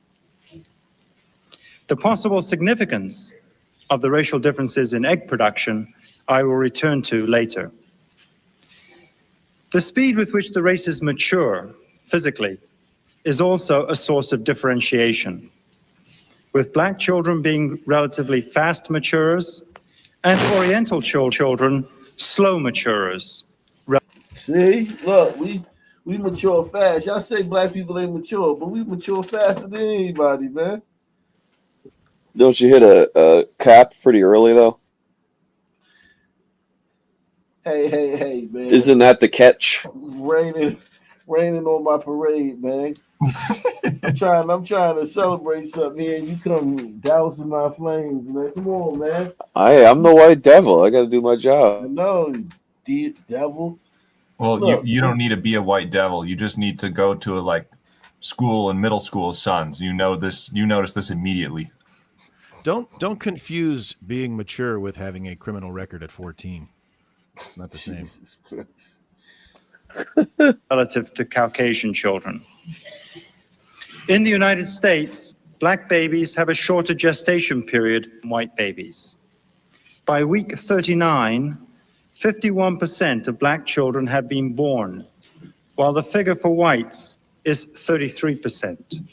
Wow. Similar results have been obtained in Europe, comparing women of European ancestry with Black women from Africa. Motor development over the first 3 years also differentiates the races on many well-standardized tests, with measures made from birth to 12 months in coordination and head lifting, in muscular strength and rolling over, and at 15 to 20 months in the ability to put on clothing. Thus, Oriental children typically don't walk until 13 months, compared to 12 months for white children and 11 months for Black children.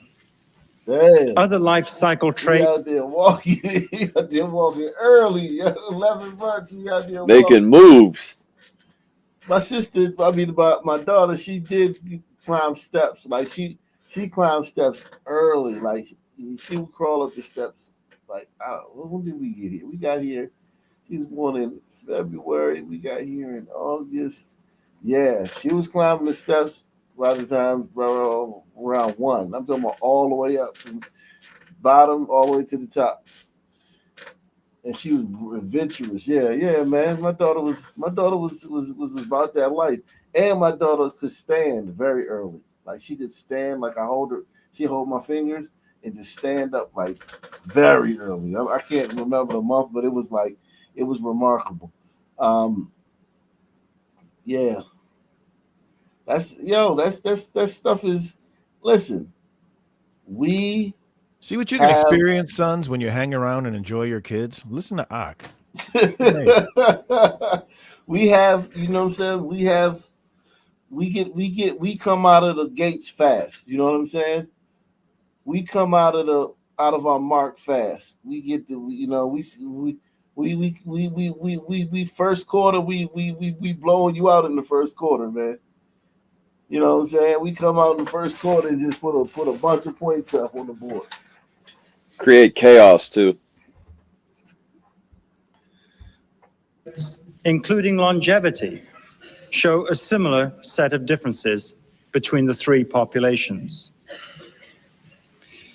In personality and temperament, the data show that across ages, across traits, and across methods, that in terms of uninhibited temperament, Blacks are more uninhibited than Caucasians, and Caucasians are more uninhibited than Orientals.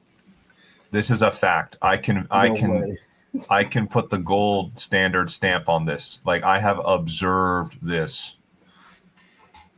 Doesn't everyone know this? This guy's on point. Yeah, Asians are also more likely to play cello. It's just, these are things we all know.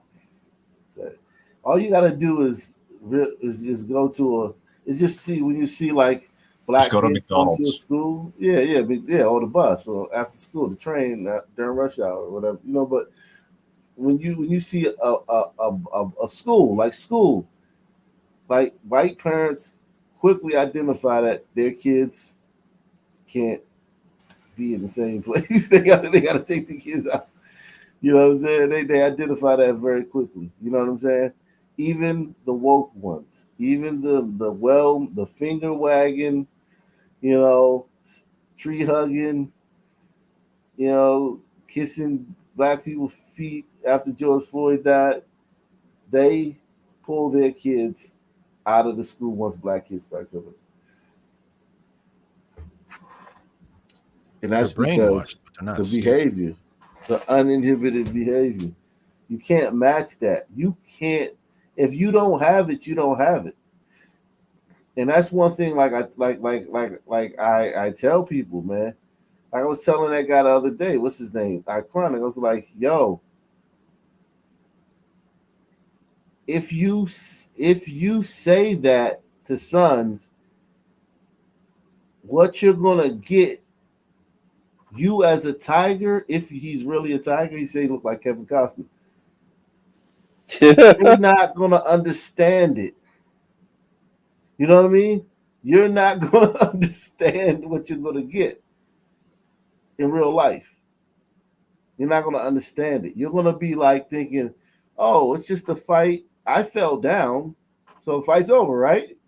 No, not with Amongst sons. my group, No. my group, when you fall down and and God forbid you knock the conscious, the fight's definitely over, right? No. It's not like two English dudes in like the 1600s doing like a duel. It's not like that. It's not like that. Yeah, so it's like I be trying to help people here. You know what I'm saying? Like, you know what I'm saying? Like I be trying to save lives, man.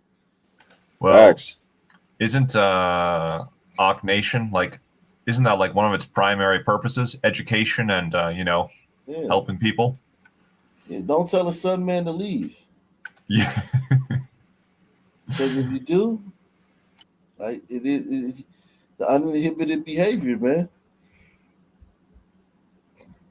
With infants and young children, observer ratings are the main method employed, whereas with adults, the use of standardized tests are more frequent.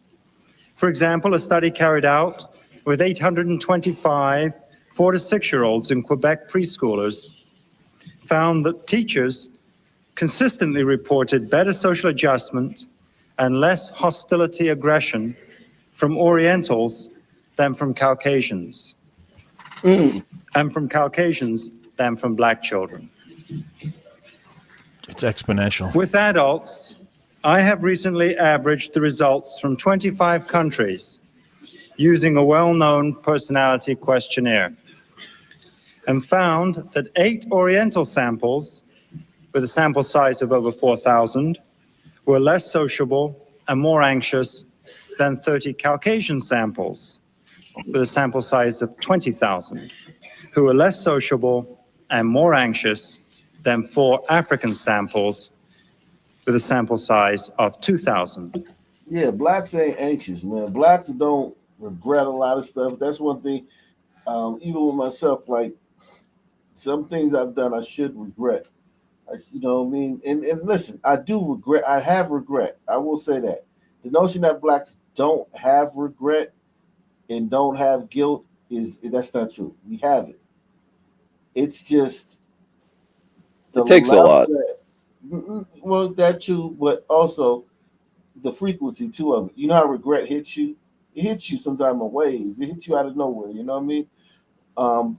Gliders, you can tell they hem and haw and weigh options more than blacks do. You know what I mean?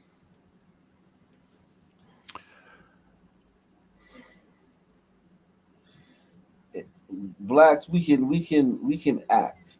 You know what I mean? We can act. We can be spontaneous. Yeah, and that's and listen, there's nothing bad. if that was a bad thing, we wouldn't have evolved to have it, right? Think about it. All evolution, all the traits you have are about survival and reproduction, right? You survive long enough to be able to reproduce.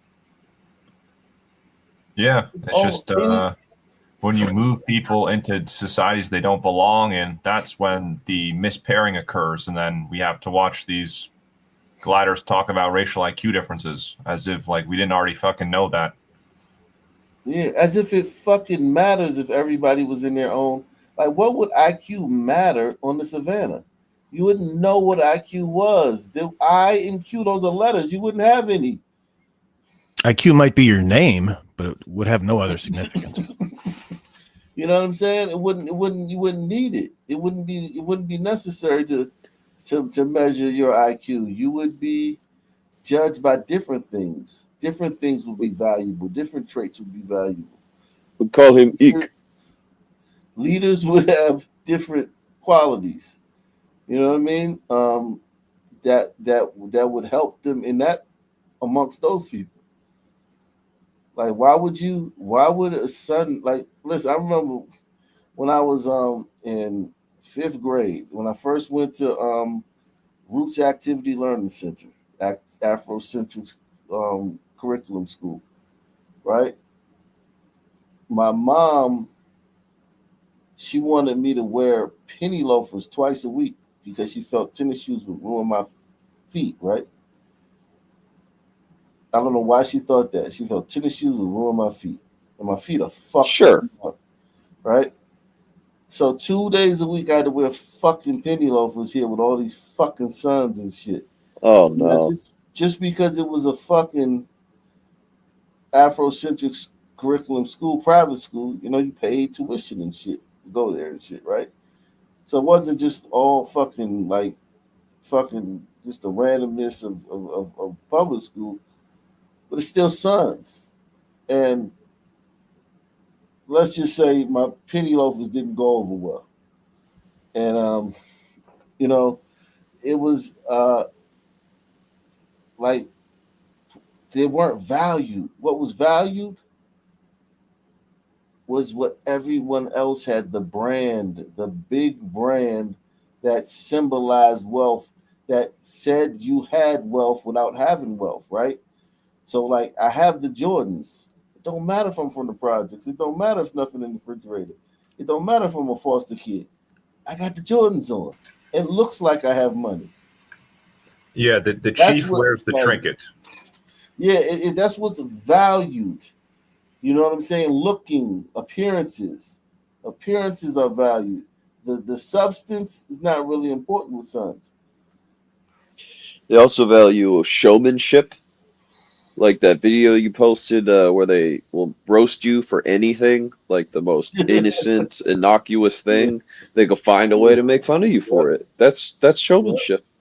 Exactly. Yeah. The same racial pattern of whites being between Orientals and blacks is also to be found with reproductive or sexual restraint. Yo, we doing racial realism, and we've had 4 supporters tonight. 4 supporters on the racial realism show.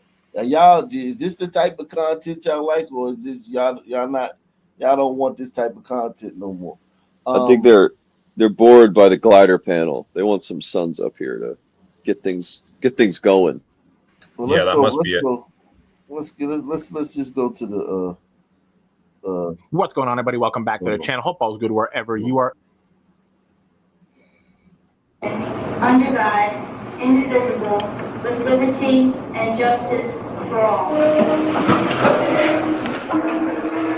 It is the beginning of another day in Baltimore City's school system. A century and a half ago, this was one version of the American dream, the opportunity for every child to begin his or her life with a good public education. By the 1960s, that dream largely... Look at Baltimore public schools. Look at all these fucking white kids in Baltimore public schools. 1975. 75, yeah.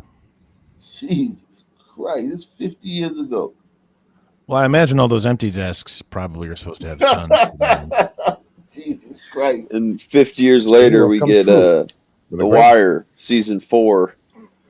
Telling you, man. No, that would have been 30 years later. 30 years from this was The Wire.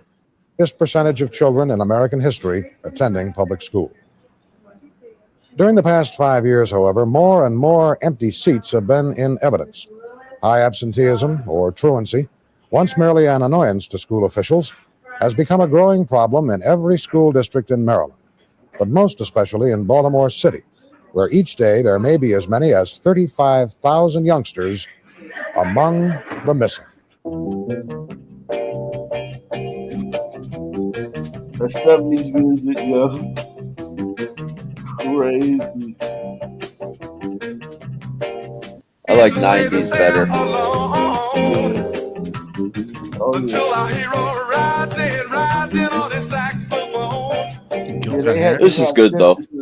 There's no synthesizers. There's no break beats. There's no keyboards.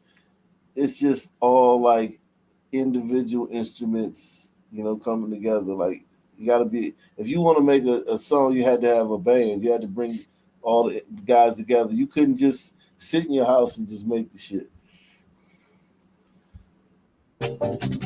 Or could you call on Lady Day? Could you call on John Coltrane? Now, 'cause they'll watch your troubles.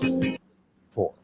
Some have legitimate centers or on the streets during time. Yeah, they'll watch your troubles away. They'll watch your troubles away. This is George Rogers. If during the past year or so you think you've noticed more young people at shopping centers or on the streets during times of the day when it would seem reasonable for them to be in school, it is not necessarily your imagination. More youngsters are on the street this year than ever before. Some have legitimate reasons for not being in school. Most do not. They are not in school because they themselves have decided it is not worthwhile. Because of that decision, a city faced with a rising absentee rate also finds itself faced with increasing problems of juvenile crime, drugs, drinking, vandalism, and gangs. How many truants are on the street each day?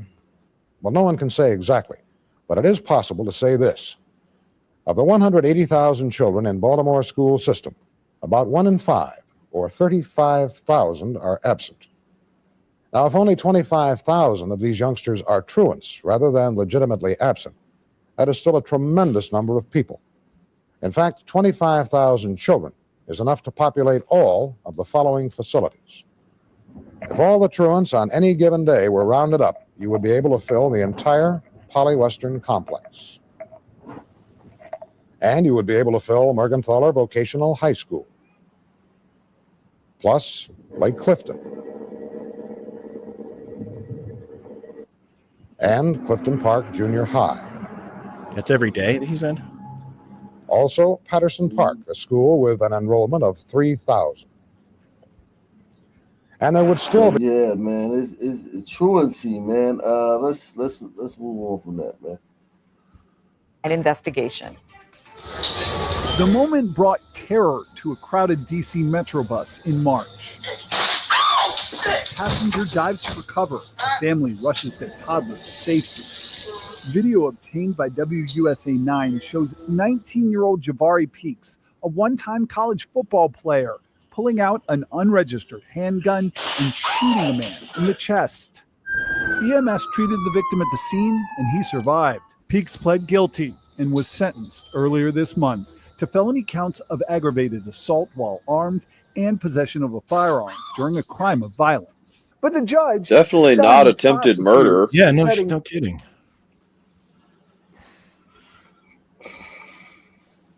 Shot him in the fucking heart, like chest. Right.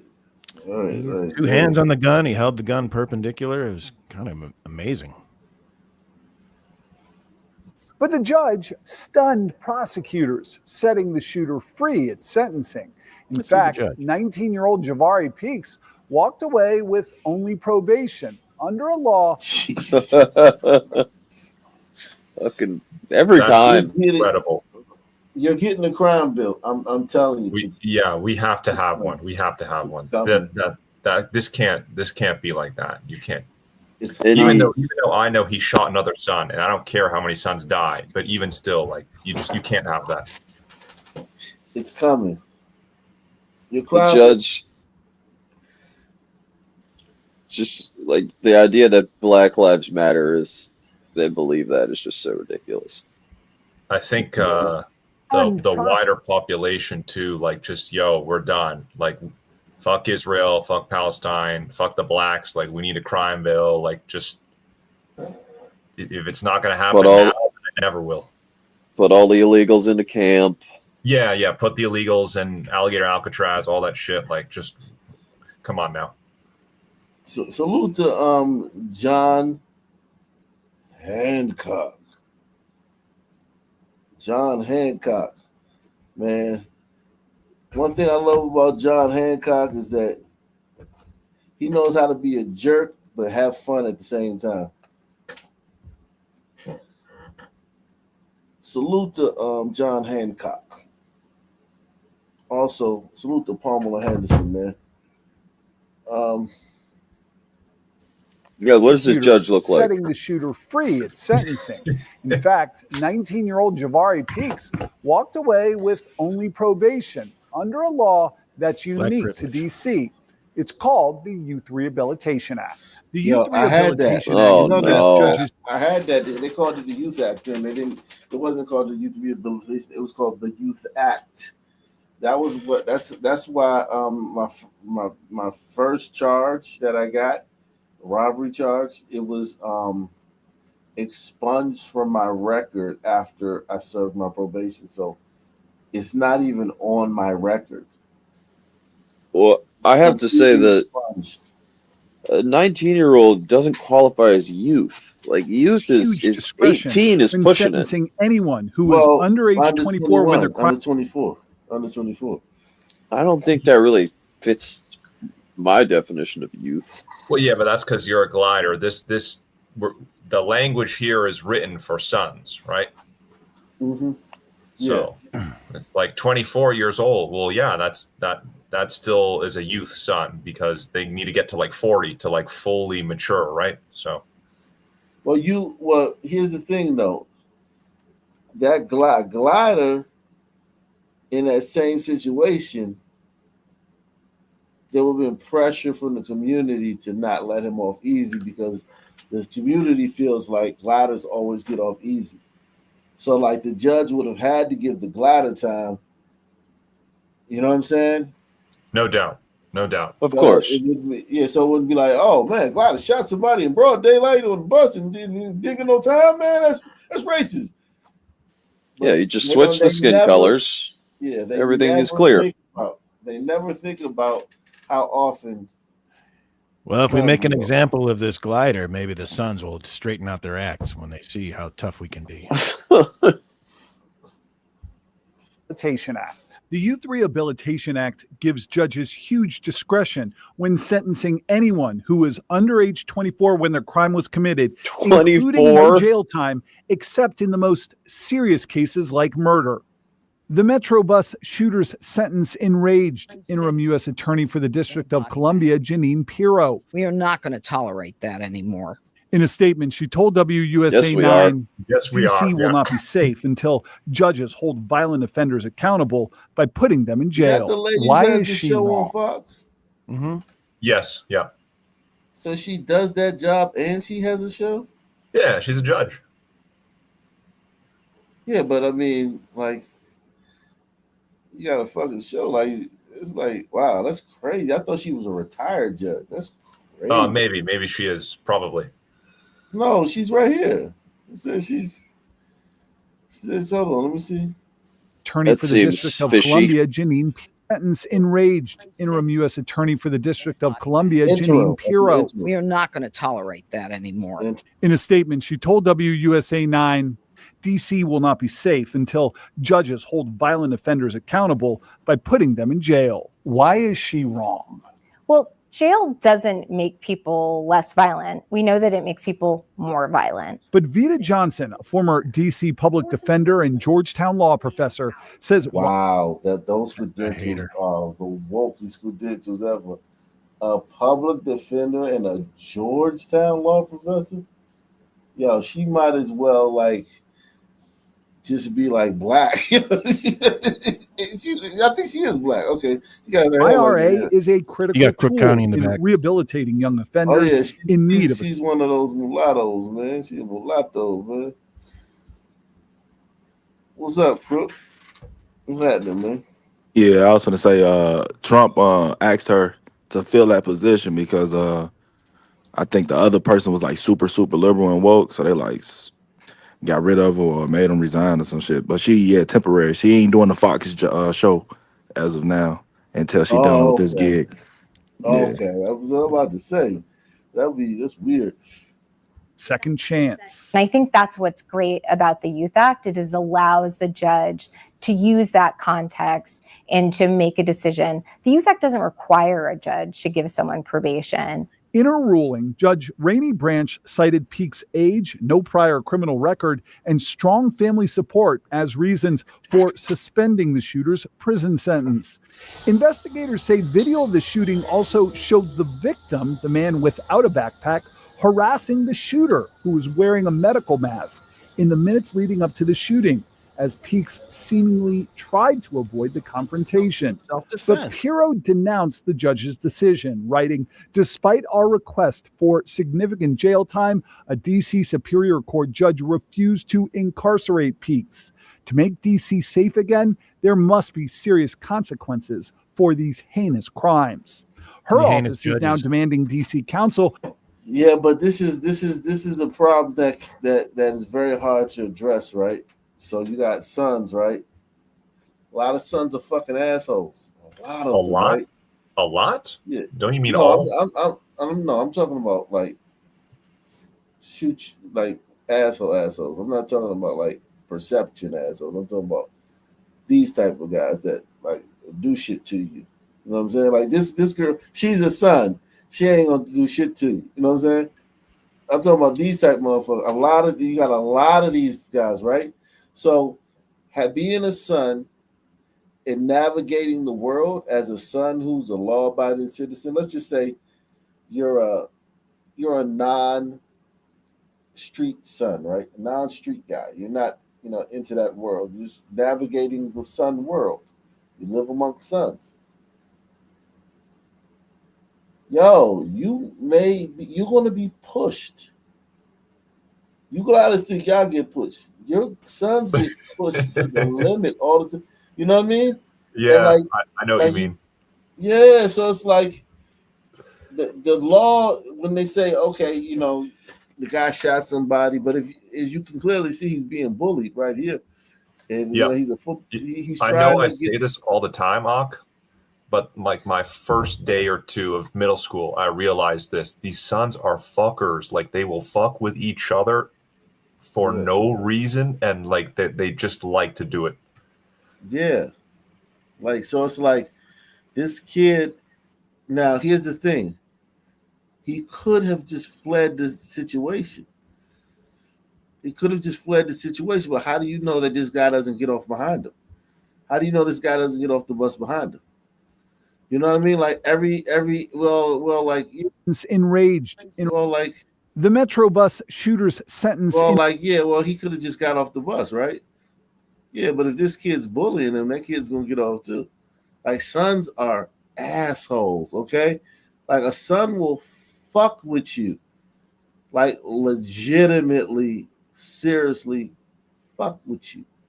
So it's like, yeah, I mean, yeah, he could have got off the bus. Yeah, he could have avoided the situation, but the guy may have seen him. The next time the guy seen him, and he thinks he's a punk. Yeah, I mean, you can't do that shit in the sun culture, dog. It is what it is. The next time I knew motherfuckers that I grew up with that was like, say every time they see a person, they just gonna beat his ass, and they did that shit On site. every single time they saw him. They whooped his ass until it was like this motherfucker used to like ditch school 10 minutes early to get a head start home, and then one time he saw him, he was like, "Man, I'm tired of this shit." And he just got a brick and he fucking threw that shit at his fucking mouth and bust his shit all open. And then old boy was bloodied up, broken jaw. He still beat his ass, but that was the last time it was like on site with him. Yeah.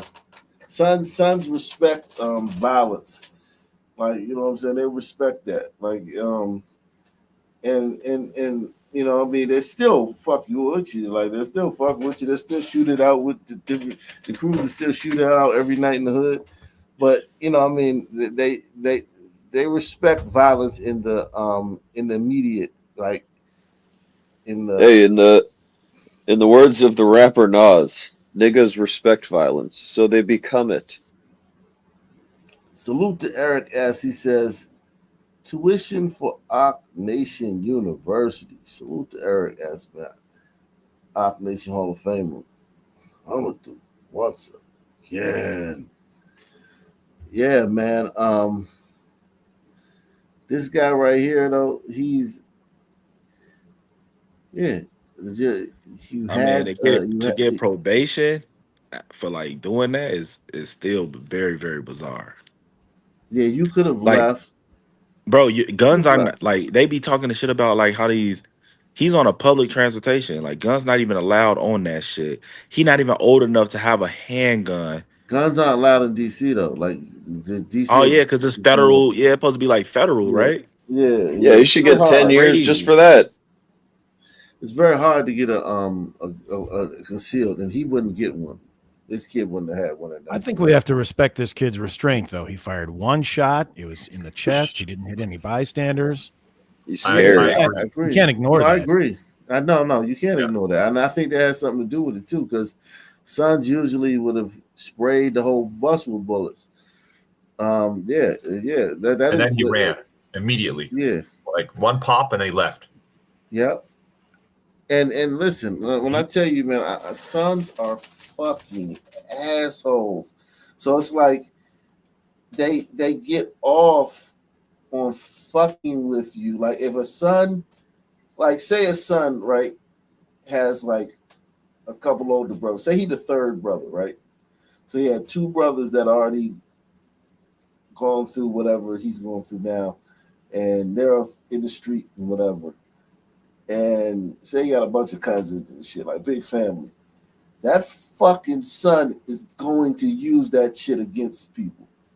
He's going to use the fact that his older brothers are thugs and his cousins are in the streets. He's guaranteed to use that power on you. He's not going to Peer pressure? No, peer pressure. It's an advantage. Tyranny. Motherfucker. I don't know. I still say this guy should be, recognized for his de-escalation techniques. You know, he was de-escalating, putting one shot in his chest and exiting the scene. Didn't take any hostages. Didn't leave with any personal goods. Didn't shoot the driver. This is de-escalation. It's commendable. The Metro bus shooter's sentence enraged interim U.S. Attorney for the District of Columbia, Janine Pirro. We are not going to tolerate that anymore. In a prior criminal record and strong family support as reasons for suspending the shooter's prison sentence. In strong family support, branch cited Peake's age, no prior criminal record, and strong family support as reasons for suspending the shooter's prison sentence. Investigators say video of the shooting also showed the victim, the man without a backpack, harassing the shooter, who was wearing a medical mask, in the minutes leading up to the shooting, as Peakes seemingly tried to avoid the confrontation. But Pirro denounced the judge's decision, writing, "Despite our request for significant jail time, a D.C. Superior Court judge refused to incarcerate Peakes. To make D.C. safe again, there must be serious consequences for these heinous crimes." Her office is now demanding D.C. Council change the Youth Rehabilitation Act so that any crime of violence committed with a gun is not eligible for a Youth Rehabilitation Act sentence. Johnson rejects that.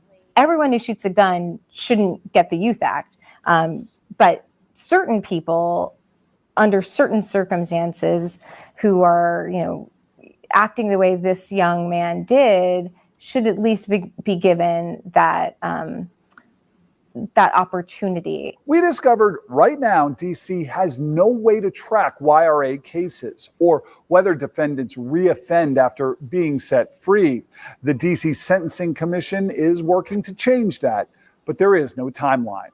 Eric Flack, WUSA 9. As a condition of his probation under the Youth Rehabilitation Act, Javari Peaks has to stay in school and get a college degree. We contacted his attorney for comment. We'll let you know. Yeah, he has to stay in school and get a college degree. That's part of his youth act, his release. I'm sure he'd rather do time than go to school, but that's just the harshness of our system. He was already in school though, so like he already had that chance. Yeah. Like him being a football player or whatever, like that just means like, okay, yeah, you had your shot, you fucked it up, so why should we feel sympathy for you? No, if we hear back. His brain hasn't developed due to the white man's oxygen, dog. Go off, King. What are you? This Monday, a 42-year-old woman is dead. Her. I think we already did these. I already did those. Yeah, man. Salute to everybody out there. Everybody hit that like button, man. Like last night, the 12 days of terror. That son, man. He in court, he argued he felt peer pressure, so that's why he did it. That's true too. I mean, like there's a lot of peer pressure to behave like a normal son. Yeah. Agreed. Like, I've seen this firsthand many times. Yeah, there's a ton of peer pressure, and the peer pressure is coming from assholes. So like, they peer the fuck out of you. They peer pressure the fuck out of you. Like peer pressure in the son community is almost like you can't even compare it. It's like comparing bullying in the son community to bullying in other cultures. Like, it's just on a whole nother level, man. It's just on a whole nother level, man. They're awful. Yeah, it's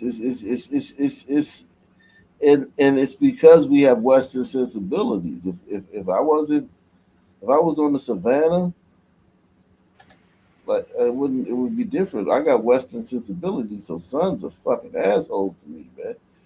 And other sons, you know what I'm saying? Because we have Western sensibilities. We were raised in a Western culture with son DNA.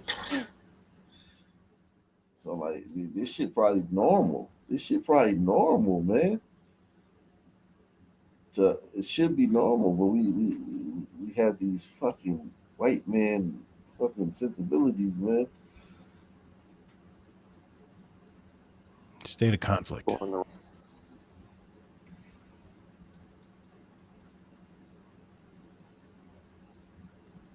Appropriate under the law to shoot someone who takes a swing at you. Tonight, only on Fox 4, new video shows what led up to the shots being fired in a Kansas City convenience store, leaving 2 men dead. The men who died were brothers. The suspected shooter had his bond reduced and is out of jail tonight. I'm John Holt. I'm Bria Love. The attorney for the brothers says he thinks the video you'll see tonight supports murder charges rather than voluntary manslaughter. Fox 4's Dave DeMarco talked with the family. Dave, they say there's one eyewitness who police haven't talked to. And that is one of those men's 7-year-old daughter who was in the car when this allegedly began with road rage. A smack across the face, a gun pulled, and then the man who took that swing and his brother running away down an aisle of the store. This 70-second. Wow. Talk about not thinking about your actions, like punching a random son man in a store. That's an He's gonna shoot you. That's an ombrito. Oh yeah, I think so. Yeah. So you got a mask? No, we did this story the other day. They just didn't have a video. This is an ombrito. Face, Oh, a okay. gun pulled, and then the man who took that swing and his brother running away down an aisle. Yeah, man, this is normal son shit. Just walking up, not thinking it's a problem to hit other people and put your hands on them. Yeah, he thought he could get away with it, man. Correct. It's like Yeah, the well, white because guy. this black guy has gotten away with it, Right, exactly. like many times. Right. But it's like the white guy in Cincinnati. He slapped the black guy, so he deserved to get his brains stomped in, according to black people. Watch, According to Black watch how Twitter, it, yes. watch how they have a different reaction to this. Watch how Black Twitter, oh well, this time, I mean, yeah, you guys turn on the Well, cheek. the Carmelo Anthony supporter crowd, they're all about keeping your hands to yourself. Like, I mean, Right. I guess that's just Yep. disingenuous. Epitome of disingenuity. Gun pulled, and then the man who took that swing and his brother running away down an aisle of the Slapped him. It store. looked like he This slapped him. 70-second video. That looked like a slap, right, Crook? Yeah, he's trying to fucking embarrass him. Oh, just not even embarrassing. Just like, fuck, you little Play it fuck. again. Play it again. What's this? A smack across the face, a gun pulled, and then the man who took that swing and his brother running away down an aisle of the That store. looked like a slap to me. Yeah, that was a slap. That was a slap for sure. Yeah, he don't respect it enough. Yeah, when a man slaps you, that's the equivalent to the I don't know what's the white Well, version of a slap.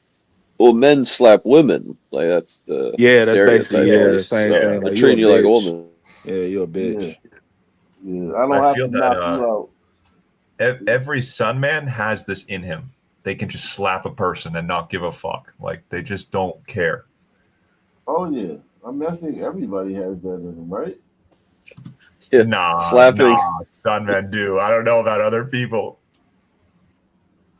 I'm never slapping a man. I'm only punching him if I think I really have to. I'm not just going to go and slap a person. A smack across the face, a gun pulled, and then the man who took that swing and his brother running away down an aisle of the store. This 70-second video, provided to Fox 4 by the attorney for the family of the two brothers who were killed, Taylor and Byron Garrett, is just one of at least two cameras the Jackson County Prosecutor's Office reviewed before deciding on charges for the suspected shooter, Emmanuel Hernandez. According to court documents, Taylor Garrett also hit Hernandez outside the convenience store at Truman and Brook. So he also hit him outside of the store. So he had already struck the guy when they were in the store. And I guess the guy was like, "Yo, man, like, why'd you hit me, man?" Like, If I were to speculate, this guy probably catches a lot of shit from some men. And this may have been the straw that broke the camel's back. you know what though? Interestingly enough, man, Sons don't really see Ombritos as playable. They're non-playable characters unless they like in the crew. Well, he's a little guy, it looks like. He's a little small. He's a Most 5-footer. Ombritos don't. Sons don't even see them. Like if a Sun man walking down the street, he'd be like, it could be 10 Ombritos on the street and 2 Sons. He gonna lock eyes with the 2 Sons. He ain't even gonna look at them Ombritos really, unless if they're not gang members. Like if they just regular Ombritos that just going about their life, they're not in the street. Some men don't even see them. I think there was an incident outside beforehand, is what they said. So maybe they some kind of car road ragey kind of thing. It was some kind of. They pulled into the parking lot. It was something. I think it was over a pump or something like that. Yeah, but it was some kind of something reasonable. Yeah, it was something. It was something worth throwing your life away. And he struck the guy then, and then they went in the store. Wow, that's crazy. July 20th, and though Hernandez later followed the brothers in, he wasn't charged in Taylor's death because prosecutors said Taylor was the aggressor. But Howard Lotvin says they are missing a key part of the story. It actually started before then when Mr. Hernandez was driving the wrong way down a one-way street. The Garretts flagged him down to tell him he was going the wrong way, and he started an argument with them and then followed them to the station. And Lotvin says family have So he's a crazy Ombrito. Yeah. The No, he was an armed Ombrito. He was an armed Ombrito. He knew he had that gun. Yeah, because he's a fucking Ombrito and he doesn't give a fuck. Yeah, he knew he had that gun. He probably inebriated because if he's driving down a one way, and Ombritos drive drunk, they notoriously drive drunk. So you got a drunk gun toting Ombrito, and you've punched him twice. You know, Brito's out of control, man. Where's a spokesperson? Right. Like that Umbrito took the first one. He's like, all right, I'll take it. But you're not going to do a second one because he didn't have to shoot those sons. They were running away at that point. But this is also an Umbrito. It's not a white He stood over him. He stood over him, too. Yeah. I don't hate this story. One-way street, the Garretts flagged him down to tell him he was going the wrong way, and he started an argument with them and then followed them to the station. And Lotman says family have told Kansas City police there's a witness to that road rage, but they won't interview her. Byron Garrett's 7-year-old daughter, who was in the car. The exclusive video obtained by Fox 4 shows Hernandez walk in the store, and exactly 30 seconds later, Taylor takes that swing, and Hernandez pulls the gun from his waistband. We don't know what was said because both the Garretts are dead and there's no audio, but he clearly continued this road rage situation inside the store. Fox 4 isn't showing the graphic video of what happens next as he runs after them with gun drawn, but it's what happens after that when prosecutors say both men fall, appearing to be struck by the gunfire, that Lotman finds disturbing. Mr. Hernandez stood over them at that point and kept shooting, took 3 to 4 steps back, then went back toward them and pistol whipped them. Both men who died were unarmed. Hernandez was charged with voluntary manslaughter and armed criminal action for shooting and pistol whipping the brother, who video never shows throwing a punch. Lotman says the $5,000 bail Hernandez had to put up seems low for what he sees as a case that could be prosecuted with up to 2 murder charges. There has to be a point in the law where you lose your right to self-defense if the harm or threatened harm or perceived harm has stopped. And you heard him mention self-defense there as the prosecutor. Here's the problem. So sons will see this case, right? And they'll be like, yeah, self-defense laws need to be changed. But they're the ones shooting everybody. So they're going to be very affected by that the most. And then they're going to be like, no, man, what? Oh, man, they changed the self-defense law, man. I mean, it's just... Never ends. But previously cited that as the reason. I will say when gliders, like when my people came to North America and set up the fucking system, it was not meant for these 2 alien populations in mind. It's not meant for these people. Wow. Reason she was only filing charges in the one death. She didn't respond to our questions today. I asked whether this did start with road rage and about that 7-year-old witness who apparently wants to tell her story. Police said the probable cause statement contains all the information that is publicly available at this time. Dave DeMarco in studio for us tonight. Dave, thank you. A missing persons case closed with a murder confession out of the blue more than 14 years later. News 13 investigative. We've seen this one. Yeah, we saw this one. This is old. That's old. 3 years since this teen was gunned down. First at 4, Harry Boomer joining us live with a closer look at this family's fight for justice. Harry. Well, guys, let me tell you, justice is sometimes slow in coming. Today, I spoke with the family who's been waiting for years for the man now arrested for killing their loved one to be brought before the bar of justice. Time has not healed their wound of loss. He was shot in the hip, the hand, and the chest. Lillian Barnes is the aunt of Forever 16, Arthur McKellar. He was shot and killed almost 3 years ago to the day at this gas station on the corner of Clark and Scranton on the west side. Cleveland police have arrested and charged this man, Gary Oliver, with McKellar's murder. He wasn't all cute and innocent. He was out here, certain things he did wrong, but... Thank you, Mom. Salute. Thank you, Mom. Salute to you, Mom. He was still the life of the he party, wasn't though. all cute and innocent. He was out here, certain things he did wrong, but, you know, we have been grieving for the last 3 years. Candid comments about her nephew, someone she loved like a brother, and who was the apple of his mother's eye. If it wasn't for the tattoo that Arthur had with her name on it, it would have been harder for them to identify him. But they was able to identify because of the fact that he has my sister's name on his arm. The question is, why would the accused, Gary Oliver, have shot Arthur? Lillian says it's because of an old beef between the two teens.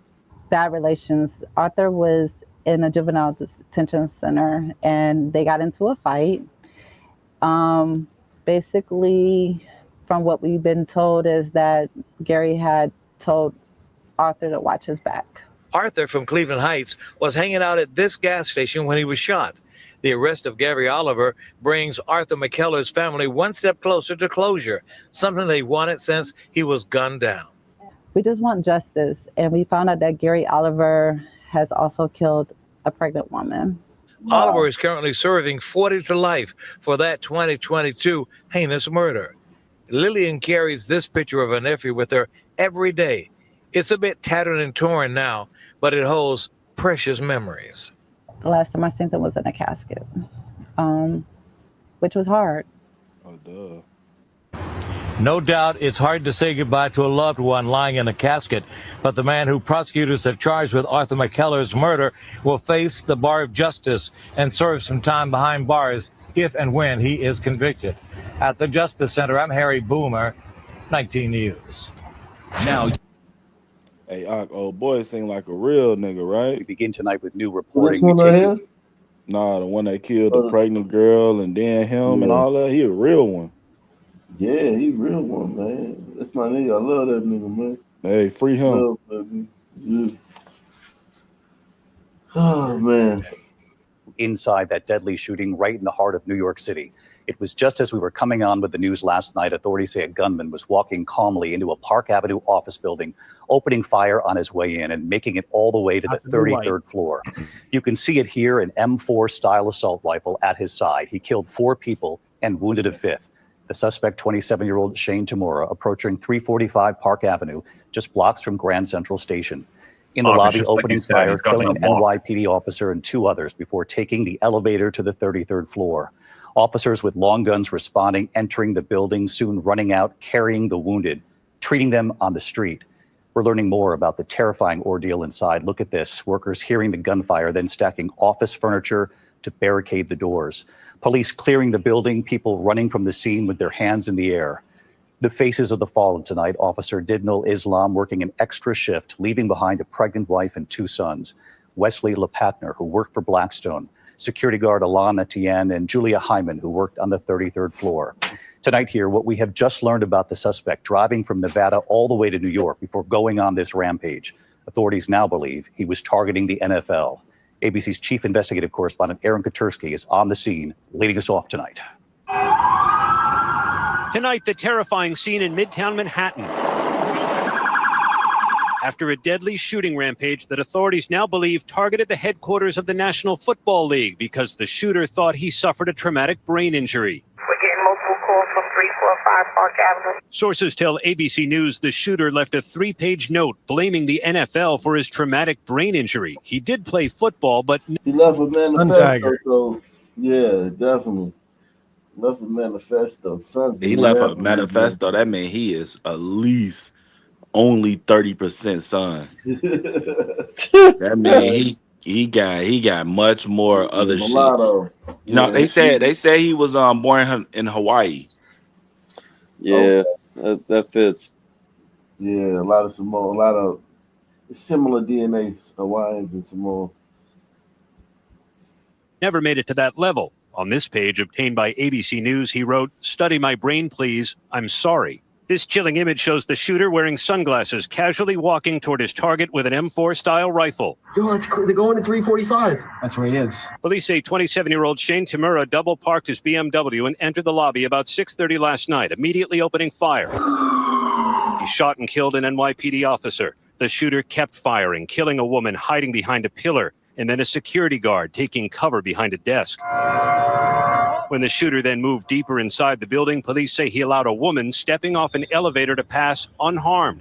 Perhaps seeking out the NFL offices, he instead wound up on the 33rd floor, where he fired again down a hallway. The 33rd floor is not secured. We have multiple people shot. Taking another life before shooting himself in the chest. Police carrying victims from the building, treating them on the street. While other officers rushed inside with guns drawn, employees barricading doors with furniture. Later exiting with their hands up. Office worker Tim Wynn terrified. We heard shootings. Can you tell me what you heard? Ran into the room. So loud, it was like ringing into the building. 4 people killed, a 5th wounded before officials say the gunman took his own life. His body found on the 33rd floor along with his blood-stained rifle, a weapon similar to what the U.S. military uses. And tonight, the mayor baffled. The shooter inexplicably spared one life. Why did he let this woman he passed on his way to the elevator live? It baffled everyone who saw the tape. It was eerie. She walked off the elevator, he walked on the elevator, and he allowed her to pass just after he took the lives of others and injured others. Police say Tamura drove across the country from Nevada in a black BMW spotted Saturday in Colorado, Sunday in Nebraska and Iowa, and Monday in New Jersey before arriving in New York less than 2 hours before the shooting. His note claimed he had CTE, a brain condition associated with repeated blows to the head from playing football. We're here with standout running back Shane Tamura. Tamura played in high school in Southern California. Just had to stay disciplined and come together as a team. He did not play professional football. An autopsy is now underway. This individual had one intention, and that was to take the lives of innocent New Yorkers. And he had the capability to do it. And he had the capability to do it. Police said the shooter had a documented mental health history, and when officers searched the car, they said they found medication along with a legally purchased .357 caliber revolver, ammunition, and 2 cell phones. This is the gated subdivision here in Las Vegas where the shooter lived about 20 minutes from the Las Vegas Strip. In 2022, he received a concealed carry permit. That same year was the first of at least 2 calls for a person in mental health distress.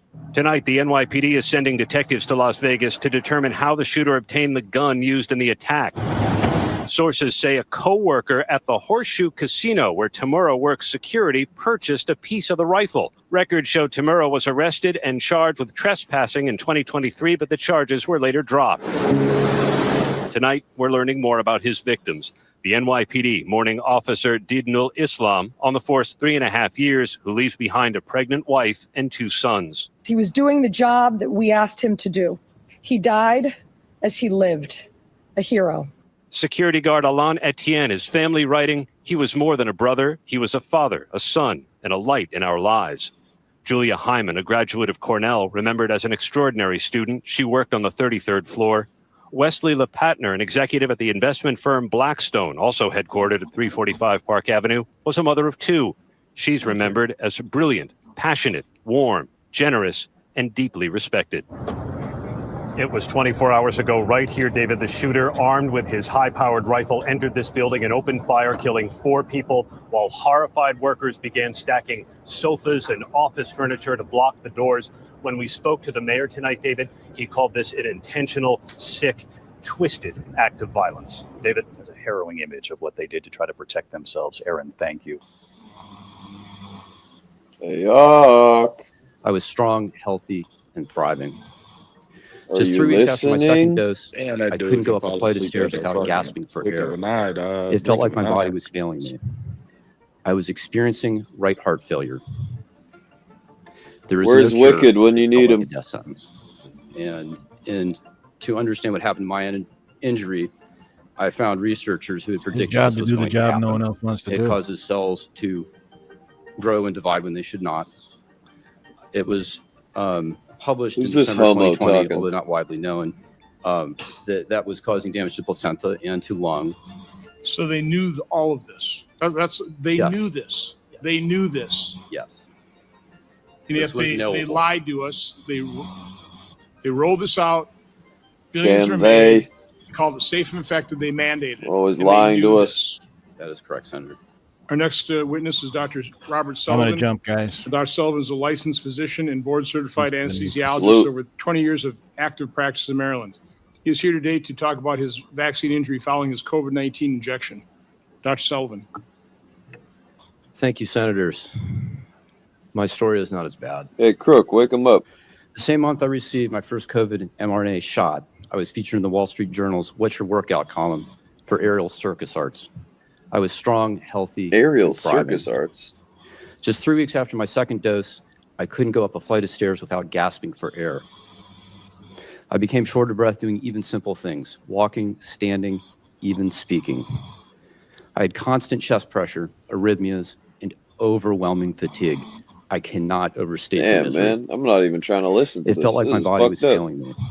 Hey, Ark, I was wake up. experiencing right heart failure. Still, I questioned myself. Was this real or in my head? Then an All right, echocardiogram salute, confirmed y'all. the damage. I God was bless. relieved that it wasn't imagined and stunned to realize. Since I was stunned to realize this is how I likely die. The diagnosis was pulmonary hypertension. I had damage and narrowing of the blood vessels in my lungs, restricting blood flow and straining the heart. This isn't like regular high blood pressure. Pulmonary hypertension is usually progressive and fatal even with treatment. There is no cure. It felt like a death sentence. I reported my case to VAERS, the Vaccine Adverse Event Reporting System. Most doctors I know had never heard of. Yeah, man.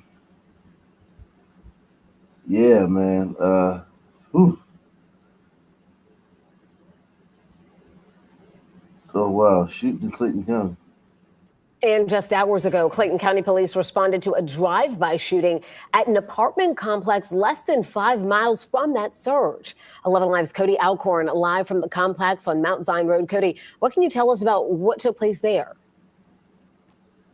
Well, right now I'm inside Bridgewater out Mount Zion. It's right off of Mount Zion Road along I-75. While the crime scene is clear, you can see what's left of it. The crime scene tape there on the ground still wrapped around this light pole. But let's get right to some video we got tonight. This is right outside building 400. You can see a large scene here. Clayton County Police and forensics on scene.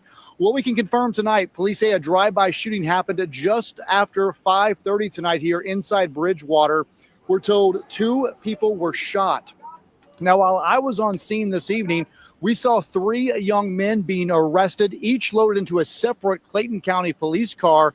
Many of the people that were watching on said those 3 men were connected. They were also around a vehicle. All the doors were open. That was pretty much the focus of this parking lot, was that vehicle and those 3 young men who, again, were arrested just before 9 o'clock tonight. I spoke with neighbors out here. They say this is just heartbreaking because it happened in front of a small child. It's really sad that kids cannot come out here and just be kids right in their neighborhood. Gunshots happening. Like, guys, y'all really got to stop the gun violence. Like, no cap, y'all do. It's sad because you had a young lady, she was out here with her kids and 12 shots went off, and it's like, why? You know, you have it's careless. You're doing it in front of kids. I mean, it's just careless. We got to do better as a community, as a culture. We just got to do better. We're told those 2 gunshot victims were rushed to local hospitals. I did reach out to the Clayton County Police Department at 10 o'clock asking for another update before we came on the air here at 11. So far, we have not gotten any updates on those 2 victims or any charges those 3 young men are facing who are arrested here behind me. Of course, we'll stay on top of this developing story. Live tonight in Stockbridge, Cody Alcorn, 11 Alive News. All right, Cody, thanks a lot.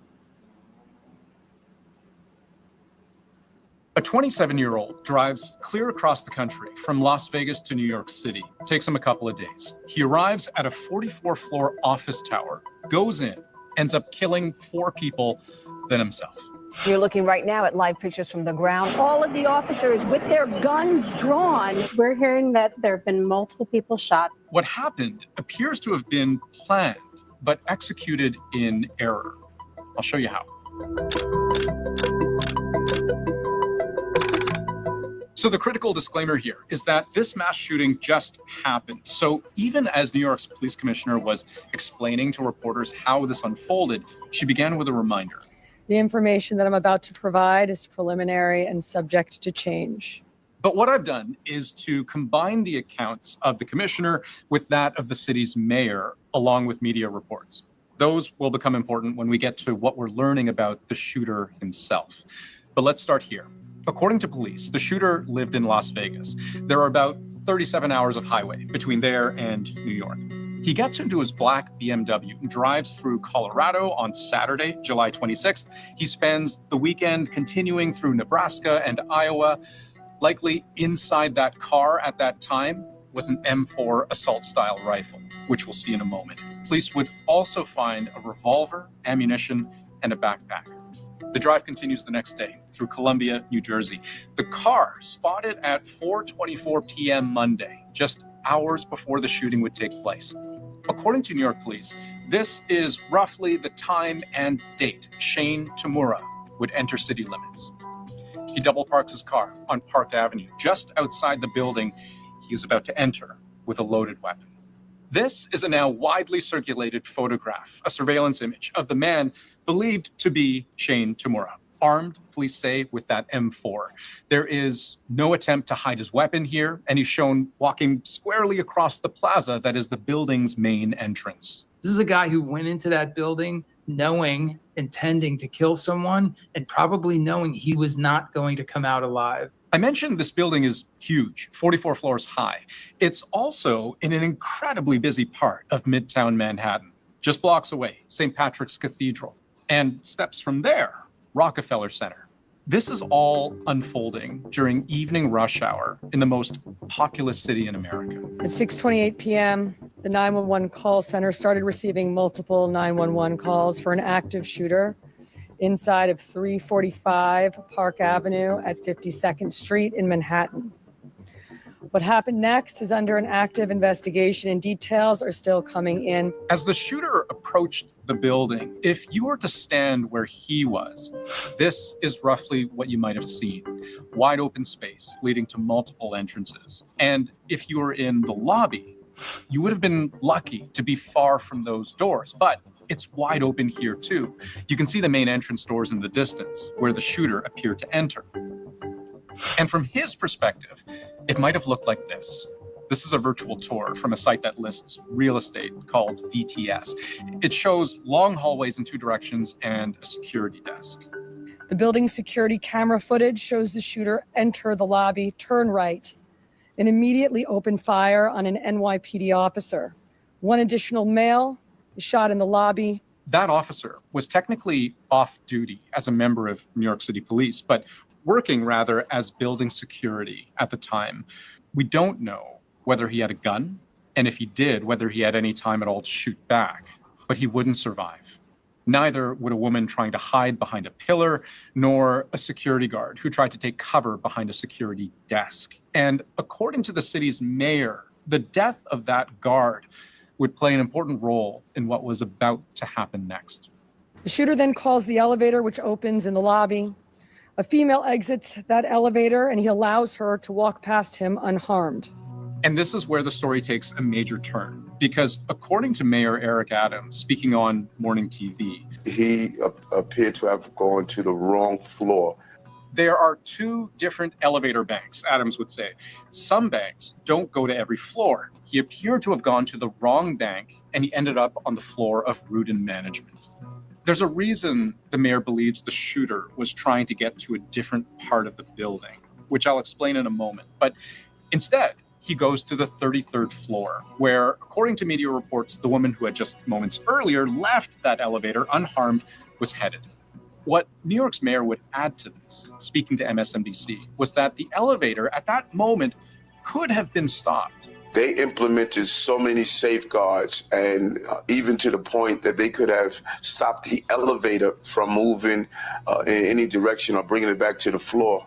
Except the security guard capable of operating it was killed at the security desk. So the shooter moved on. He goes up to the 33rd floor, which is Rudin Management, and begins to walk the floor, firing rounds as he traveled. One person was struck and killed on that floor. He then proceeds down a hallway and shoots himself in the chest. According to police, the shooter would die from this self-inflicted gunshot wound. All of this would have happened over the course of minutes. According to witnesses, within about a half hour of this photograph being taken, people who had been trapped inside the building with the shooter began to leave, their hands up, finally able to escape. I want to be very clear. We believe this to be a lone shooter, and there is no longer an active threat to the public.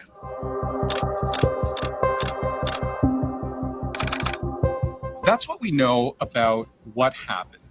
What's harder to understand is the why.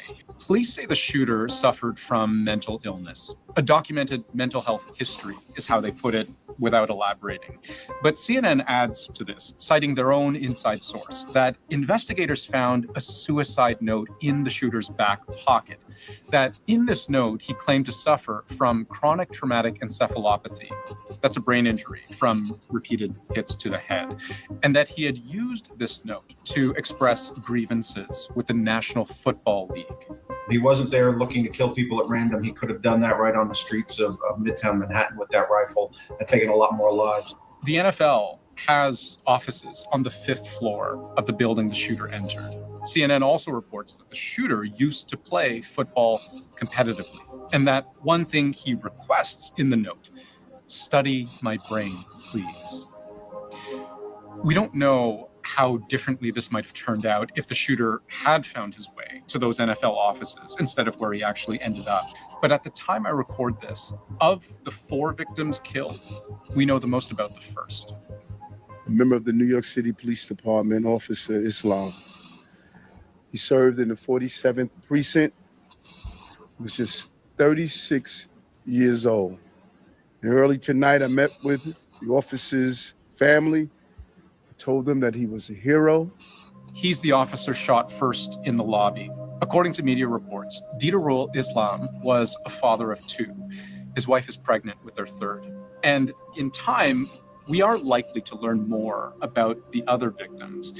But where it comes to the shooter, his motivation, his criminal history, if any, that investigation will take longer. Because police will be interested to know not only why this happened, but also whether he could have been stopped.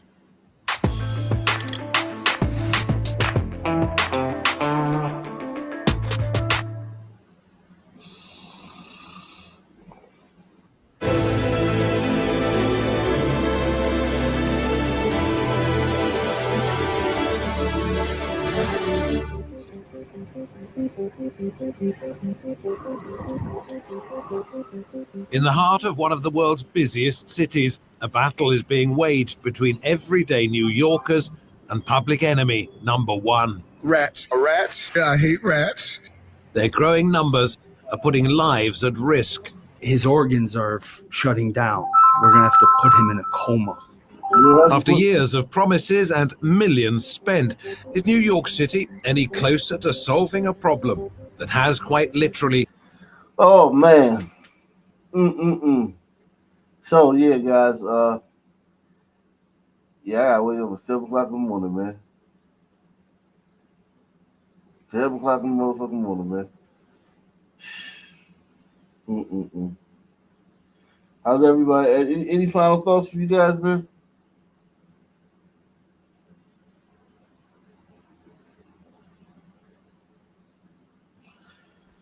Great show, guys, man. Great show. Salute to everybody, man. Same black time, same black channel.